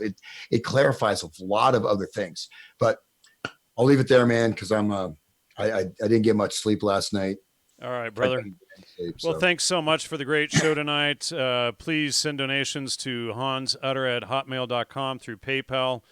Also, please support the show, logosmedia.com. Sign up through Patreon. The link there is in the show description. Of course, we were demonetized a few weeks ago, so we need all the love and support we can get. If you appreciate the work and effort that we've done over the years to put out, please support the show. And, look out for the trolls and Satanists and whatever else, the occultists, the Baal worshipers and Moloch worshipers. And we appreciate everybody who contributed intelligently in the chat tonight. Hans, thanks again once so much. And let's... yeah. Well, thank you. And again, I'm doing in my opinion, I'm doing the opposite of, making people afraid. I'm saying that we have absolutely, when you realize the level it's on, and you realize you make that choice, and once you connect with that life force, once you see that it's not a form of weakness, that that sacrifice, see Christ, the sacrifice, that's like, it's like, oh, this is the ultimate, what he just died, then you see the necessity of that. Well, you see that he took on all of the sin. And when, like for those of you who don't grasp the depth of it, watch Mel Gibson's Passion of the Christ, but he's taking on all of the sin of the world. He's told he can't do it, but he takes on all of the sin of the world so that we have at least a way out through his example of living in righteous truth and trying to do the right thing for, the common people. At this point, if there is a way out, he is the only way out, and people need to wake up to that. And they, the dark occultists don't want us studying the Bible, especially the New Testament, but they don't want us to get it. So, this is why I changed the show to Logos Media. I mean, it used to be Gnostic Media. Now I look at all that like, my God, what the hell was I thinking? It was just crap. But, we do absolutely need that example of somebody who was truth incarnate to try to, who set the example for the righteous life for us to get out of this mess. And it's, I can't think of any other way out at this point. Yeah. And I'll just close on one last thing. I had someone contact me, and he was talking about, black metal. He said a lot of people that are Christians or considered Christians, they're even, they love this black metal, and it's just entertainment. No, it's not just entertainment. If you want an example of this stuff, of one of these levels, of these bestial levels, listen to some of this black metal stuff and things like that. So you take care of what you allow into your mind. Take care of it, because things can have a much more deeper effect than you might imagine. And so it's not just entertainment. And so this is what I'm saying. The difficult thing is really getting that clarity. But on the other hand, you don't need to be afraid, because this will be dispelled. Once you connect with that life force, that power of truth, of love, of goodness, you are free. I mean, you realize Christ consciousness, essentially. Yeah. But all right, Jan, thanks, brother. I'll talk to you soon, and I wish everyone a wonderful evening. Thanks, Hans. And, live. Let's see. Look at this. This is Spock. Even Spock's into that stuff, man. What is that? Anyways, live long and prosper, right? Okay. All right. Good night, sir. Good night. Take care. Bye-bye.